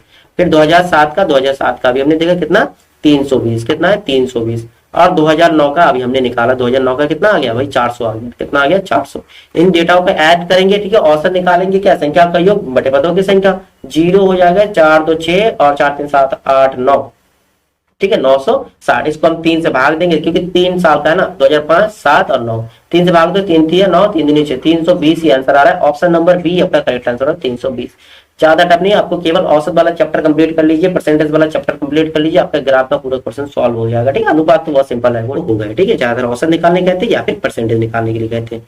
क्वेश्चन नंबर 85 का आंसर क्लियर है, 320 आ गया। चलिए नेक्स्ट क्वेश्चन देखते हैं। लेकिन नेक्स्ट आपका फिर से एक ग्राफ से संबंधित क्वेश्चन है, ठीक है, दंड आरेख देके रखा है, और कह रहा है इसका अध्ययन करके दिए गए प्रश्नों का उत्तर देना आपको। देखिए पहले यहाँ 5 विभिन्न संस्थानों के 3 संख्या विभिन्न संख्या देखिए रखा है। पहला छात्रों की संख्या, संख्या में छात्रों की जैसे एमबी हो गया, एमसी हो गया, एलएलबी, यानी कि आपके इधर छात्रों की संख्या का डेटा हो गया और इधर आपके संस्थान देख रखा है A B C D E, ठीक है, इस तरह से संस्थान है। जैसे ए में आपके है, ए में डेटा बताते हैं, ये पहला वाला जो है, ये पहला वाला डेटा एमबीए के लिए, ठीक, एमबीए पढ़ने वाले बच्चों की संख्या, उसके बाद ये एमसीए पढ़ने वाले बच्चों की संख्या और लास्ट वाला एलएलबी पढ़ने वाले बच्चों की संख्या, ठीक, एलएलएम पढ़ने वाले बच्चों की संख्या।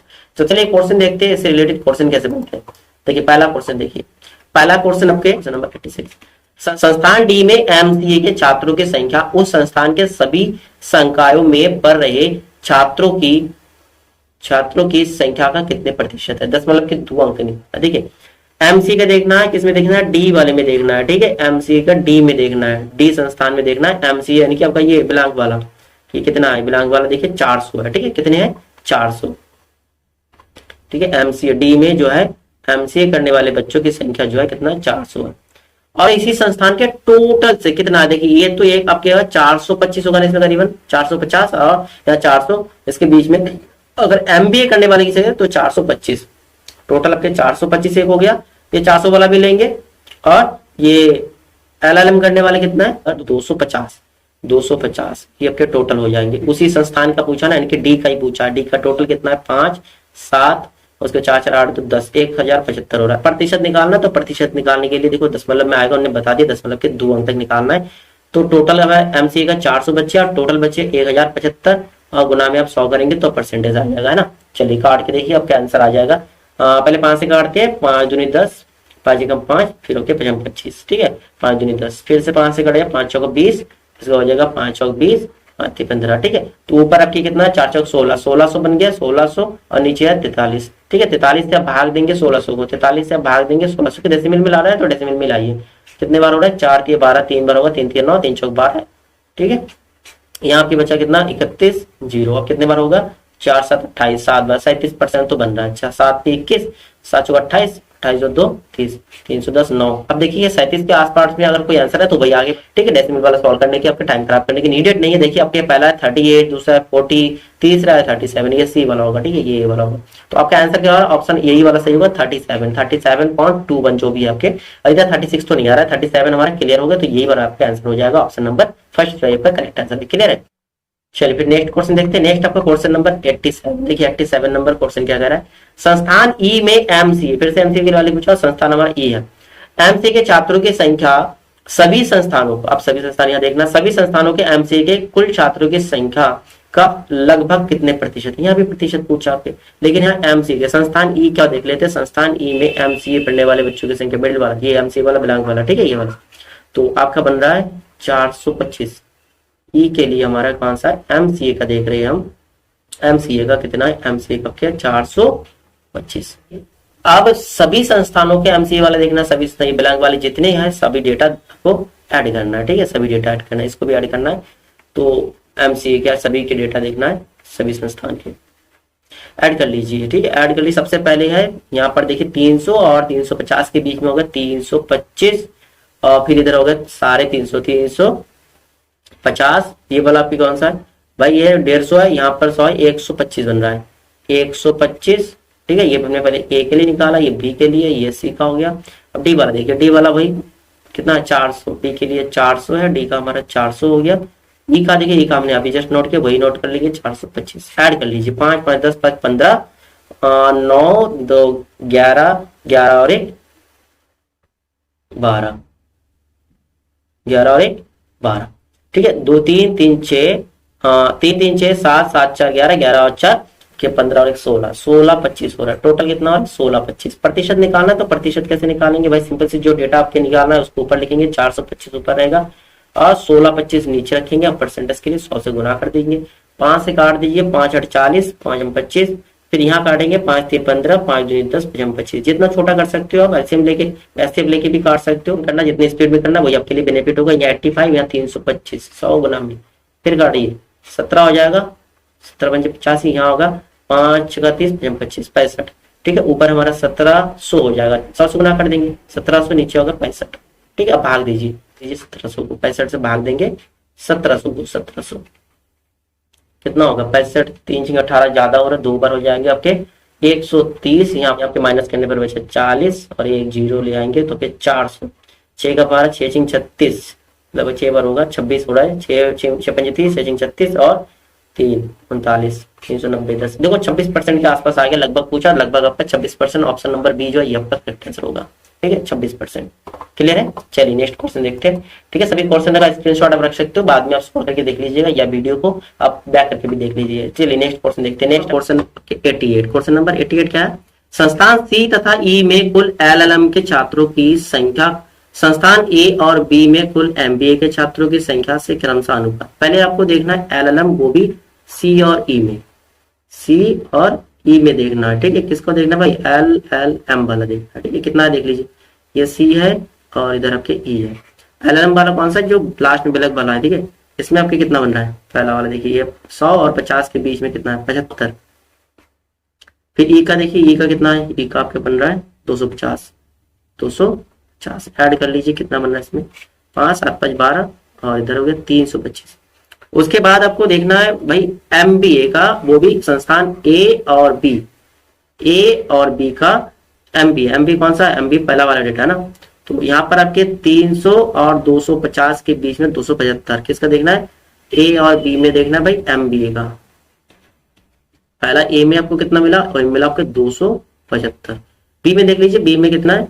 बी में आपके थोड़ा ऊपर वाला ये फिर 450, 450 ऐड कर लीजिए। 5 7 5 12 4 2 7, अब काटिए, काट के देखिए कितना आ रहा है आपके। आ जाएंगे यहाँ पर 25, एकम 25, आपके बचा कितना? 7, 25 दिए 75। अब यहाँ काटिए कितना? 72, यानी कि 25 दूनी 50, बचा कितना आपके? 22, 25 नमा 225, 13:29। ऑप्शन आपका डी सही है। ठीक है, ऑप्शन आपका डी सही है। क्लियर है। चलिए नेक्स्ट क्वेश्चन देखते हैं। फिर नेक्स्ट आपका क्वेश्चन होगा क्वेश्चन नंबर 89। देखिए क्वेश्चन नंबर 89 क्या कह रहा है? क्वेश्चन नंबर 89, सभी संस्थानों में एमबीए के छात्रों की संख्या कुल कितनी है? सभी संस्थानों एमबीए के छात्रों की संख्या पूछा। देखिए ए और बी का, अभी एमबी का हमने निकाला था, ए और बी का हमने निकाल लिया था। कितना आया था? ए और बी का, एमबी एमबी का, ए और बी का कितना? 725। ए बी दोनों का इकट्ठे लिख दीजिए, ए प्लस बी का हमने निकाल लिया था 725। उसके बाद हम निकालते हैं सी का, डी का और ई का। ठीक है, सभी छात्रों की संख्या पूछा, तो सी में देख लीजिए, सी में आपके कितना है? 250, पहला वाला है ना एमबी जो है। उसके बाद डी में कितना है? डी में आपके 450 और 400, 425 हो जाएगा। फिर ई में देखेंगे, ई में आपका कितना? ई में आपका पूरा ये आपके 300 बन रहा है, 300 ऐड कर लीजिए। 5 5 10, उसके बाद हो गया 9 5 10 हो गया यहाँ भी 7 3 7 2 9 9 4 13 13 और 3 के 16 और 17 हो जाएगा, 1700 बन रहा है। ऑप्शन है, देख लीजिए, ऑप्शन बिल्कुल है, ऑप्शन नंबर बी जो है आपका करेक्ट आंसर है। 1700 का आंसर होना कितना हो रहा है? 1700। चलिए नेक्स्ट क्वेश्चन देखते हैं। नेक्स्ट कह रहा है सभी संस्थानों में एमबीए, एमसीए तथा एलएलएम के छात्रों की संख्या में क्रमशः क्या अनुपात है? सभी का पूछा है। देखिए एमबीए का तो अभी हमने निकाल लिया, एमबीए का कितना था? एमबीए का क्या है? 1700 बन गया ना एमबीए का। सभी का योग करना है एमबीए। अच्छा एमसीए का भी निकाला था ना, एमसीए का भी निकाला था, किस पोर्शन में निकाला था? देखिए टोटल निकाला था एमसीए का, ये था एमसीए के सभी संस्थानों में 1625 आया था। कितना था? 1625 आया था ना, कितना था? 1625 आया था, 1625। अब लास्ट वाला कौन सा है? लास्ट वाला आपके एलएलएम का टोटल। इसका तो हमने किसी पोर्शन में नहीं किया, तो इसका हमें टोटल करना पड़ेगा। चलिए टोटल कर लेते हैं एलएलएम का, इनके लास्ट वाला डेटा। पहले ए का, A B C D E. ठीक है, तो पहले ए का हमारा कितना? ए का है 150। बी में देख लीजिए, बी में कितना है? बी में आपके है 225। ठीक है, सी में कितना है? सी का देख लीजिए, सी का आपके अभी हमने क्या थे यहाँ पर 75। डी का कितना है? डी लास्ट वाला डेटा देखना, ब्लैक वाला 250। ई का कितना है? ई का ए बी से मिला 250, ऐड कर लीजिए। 5 5 10, इधर हो गया कितना? 5, इधर हो कितना? 5 2 7 7 7 14, 14 और 5 19, 19 और 4 24 और 1 25। ठीक है, और इधर हो गया 1 2 3 4 5 6 7 8 9, 950 आ जाएगा। अब इसका आपको निकालना अनुपात। ठीक है, अनुपात निकालना, तो देखिए आप आराम से काट सकते हो। किससे कट रहा है भाई? 5 से कट रहा है ना, 5 से कट रहा है। पहले 5 से काट देते हैं, 5 3 15, 5 और 20, 1:0 अनुपात, यहाँ 5 तिया 15 बचा कितने 1, 5 दूनी 10 बचा 25, यहाँ काटिए 19 पंजे 95, ठीक है। अब यहाँ फिर से कट रहा है 5 से ना कट रहा है, तो 5 का 30, 5 अटे 40, यहाँ 5 का 30 बचा 25, यहाँ पर 5 तिया 15 बचा कितना 4, 5 अटे 40, सर कितना आ गया 68 65 38, 68 65 38, ऑप्शन नंबर फर्स्ट करेक्ट है, 68 65 38, क्लियर है ना, ऑप्शन नंबर फर्स्ट आपका सही हो रहा है जी। चलिए नेक्स्ट क्वेश्चन देखते हैं। फिर नेक्स्ट आपका क्वेश्चन देखिए, ये आपके पाई वाला है, ठीक है, पाई ग्राफ के सर्कुलर वाला, ठीक है, ये थोड़ा टफ होता है, डबल ग्राफ वाला है।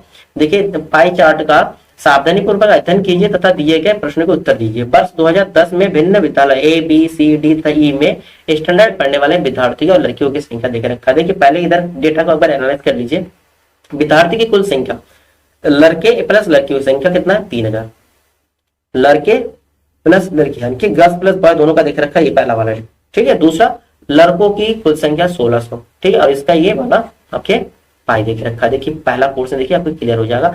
विद्यालय ए और बी को मिलाकर विद्यालय यानी कि लड़का लड़की दोनों की बात कर रहे हैं कि कुल संख्या तथा विद्यालय डी तथा ई को मिलाकर विद्यार्थियों की कुल संख्या के मध्य क्या अंतर है। देखिए सबसे पहले हमारे कुल संख्या वाला पूछा, कुल संख्या ये वाला लड़के और लड़की दोनों प्लस वाला ये है, और इसमें केवल लड़कों की बात कर रहे हैं, ठीक है।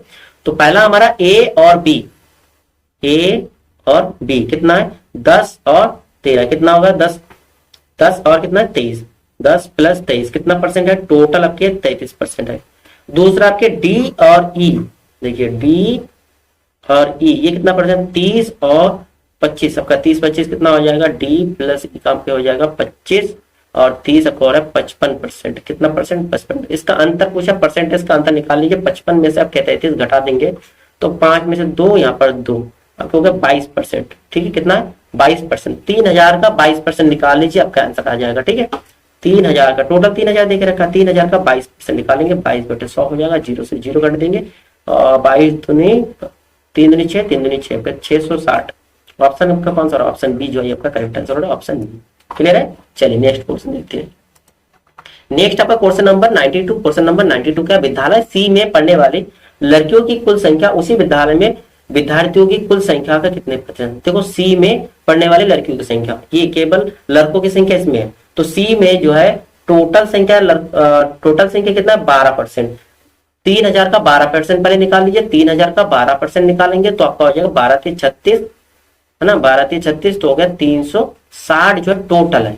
अब इसमें इधर वाला लड़कों की संख्या सी में ही देखना हमको, लड़कों की संख्या कितना 10%, 1600 का 10% निकालोगे, 1600 का 10% आपका कितना हो जाएगा भाई, 0 से 0 काट दोगे तो बच्चा कितना 160, यानी कि 160 तो बॉय हो गए, लड़के हो गए, तो अब टोटल जो है कितना 360, तो गर्ल्स कितने हो जाएंगे भाई, गर्ल्स की संख्या कितना हो जाएगा भाई 360 में से 160 में 200 हो गया, ठीक है 200 हो गया। सी में पढ़ने वाले लड़कियों की संख्या कितना 200 हो गई, ये हमारा एक डेटा निकल गया।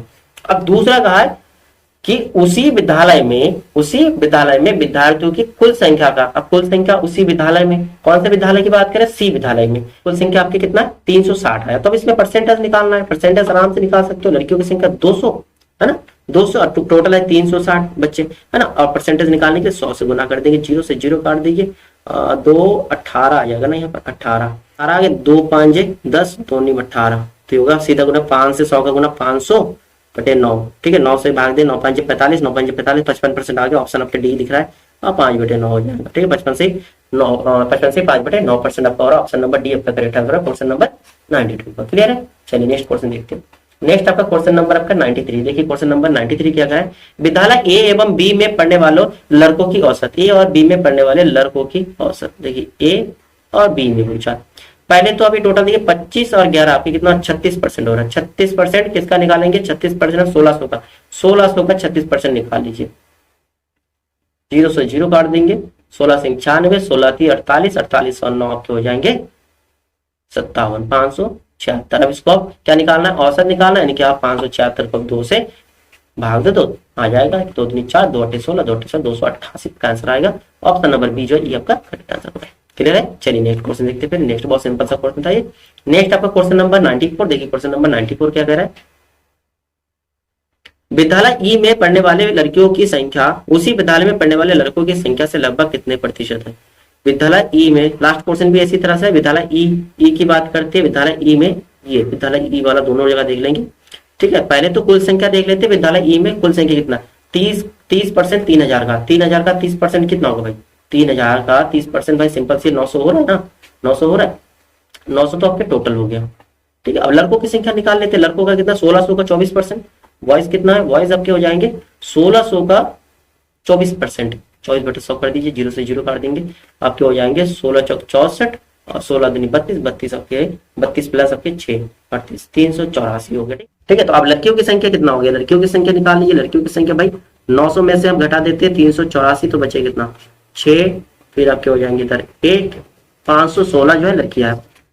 अभी देख लीजिए कि लड़कियों की संख्या ज्यादा है, लड़कों का कम है, कितना अधिक है, 516 में से घटा देते 384 को, कितना बच रहा है आपके हो जाए 6 में से 2 हो गया, 11 में से आपके हो गया 11 में से 8 3 और इधर हो गया आपके 4 में से 132 अधिक है, कितना 132। ठीक है, प्रतिशत निकालना है, प्रतिशत किसकी तुलना में लिखा है, लड़कों की संख्या के तुलना में निकलना है, तो लड़कों की संख्या नीचे रखेंगे 132 ऊपर, लड़कों की संख्या 384 नीचे, गुना में 100 कर दीजिए। 4 से कट रहा है, 4 तिये 12, 4 तिये 12, 4 से काटेंगे 4 नीम 36, 2 हो गया और 4 3 24। ठीक है, आप कितना बचा देख लीजिए, ऊपर आपके 33, ये कट रहा है ना, फिर से 3 कम 3, 3 कम 3 कट जाएगा, इधर 3 3 9, 3 नीचे। ठीक है, तो आपके कितना बच गया, इधर आपके हो गया 11 और बटे आपके 32 गुना में 100। अब यहाँ पर आपके 4 से काटे, 4 दुनिया 4 25 हो गया और के 4 8 32।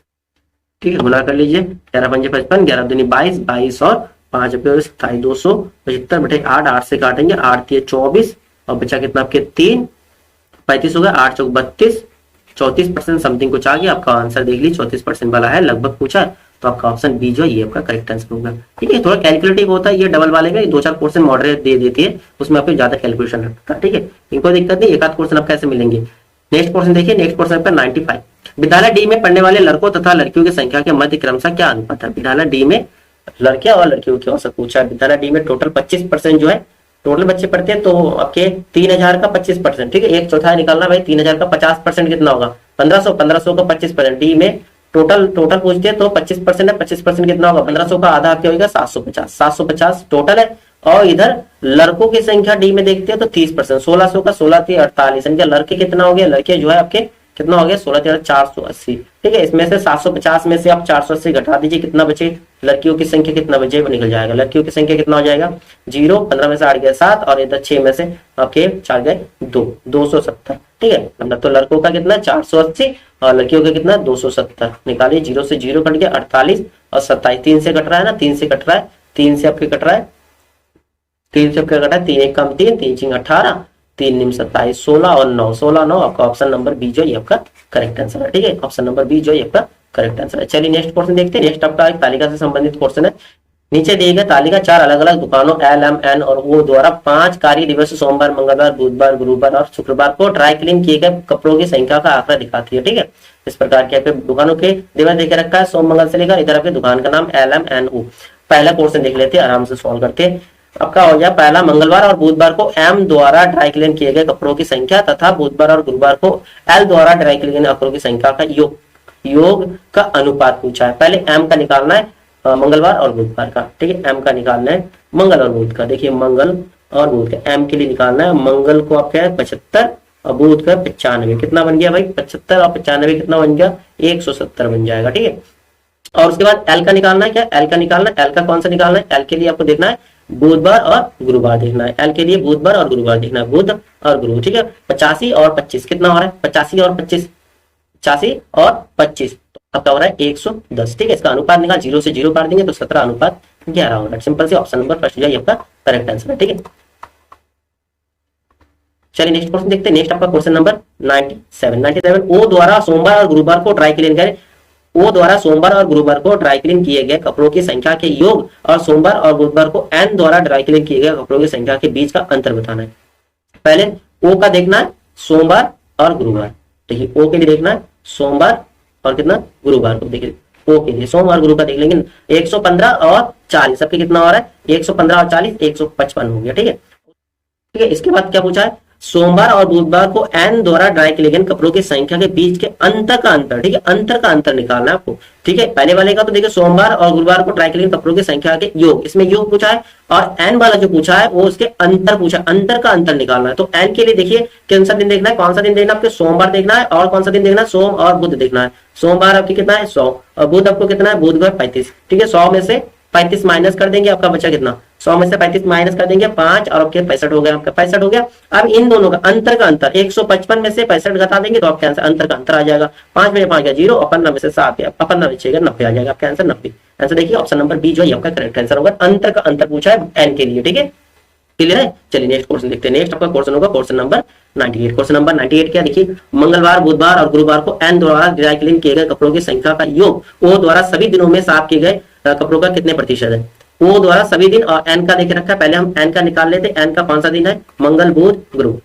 एन के लिए मंगल, बुध और गुरु। देखिए याद कर लीजिए 55 और 35 कितना हो रहा है, 55 और 35 आपके 90 हो गया, 90 और 60 150 हो गया, टोटल 150 हो गया। ठीक है, किसके मंगल को देख, मंगल, बुध और आपके गुरुवार को लेकर। ठीक है, और ओ के लिए सभी दिन का देखना है, ओ के लिए सभी दिन देखना है। ठीक है, ये सभी देखना, ओ के लिए सभी दिन देखना है। देखिए आप सब ऐड कर लीजिए, 40 और 90 130, 130 और 60 हो जाएंगे आपके 190, 190 और आप इधर वाला ऐड कर लीजिए 70, 190 और 70 हो जाएंगे 260, 260 और 115, 260 और 115 कितना हो जाएगा 375 हो गया, 375। ठीक है, छोटी छोटी डेटा आराम से ओरल ऐड कर सकते हो, इसके लिए कॉलम बनाने की नीडेड आपको है नहीं। ठीक है, आपके कितना हो गया, एक हो गया 150 और दूसरा आपके हो गया 375। इसमें आपके प्रतिशत पूछा है, किसके तुलना में, दूसरे वाले डेटा के प्रतिशत में पूछा है।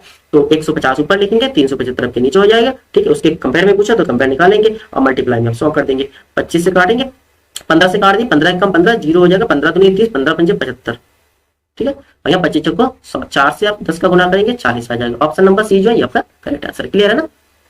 चलिए नेक्स्ट क्वेश्चन देखते हैं। फिर नेक्स्ट आपका क्वेश्चन नंबर 99। देखिए क्वेश्चन नंबर 99 क्या है, निम्नलिखित में से किस दिन सभी दुकान द्वारा मिलाकर सबसे अधिक कपड़े ड्राई क्लीन किए।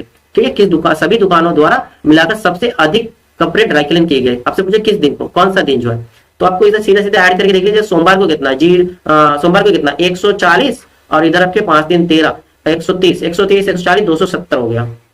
इधर 5 5 10 और 6 7 13, 13 और 5 18, 18 और 9 27, 27 और 28 280 यहाँ हो गया। इधर आपके हो गया 5 3 15, 5 हो जाएगा 8 9 17, 17 3 20 26 27 275 हो गया। इधर आपके हो जाएगा 5 5 10, 2 2 4, 4 6 10, 10 11 और 1 12, और इधर हो जाएगा 1 1 2 3, 320 आपके इधर हो गया, 320 इधर हो गया। और इधर देखिए लास्ट वाला आपके हो जाएगा 5 5 10 और 5 7 5 12 13। ठीक है, और इधर हो गया 1 2 3, 330। अब सबसे ज्यादा कौन से दिन है, कौन से दिन है, शुक्रवार वाला 320 आ रहा है, यही वाला होगा। ऑप्शन नंबर डी जो है ये आपका करेक्ट आंसर होगा। ठीक है ना। चलिए नेक्स्ट क्वेश्चन देखते हैं।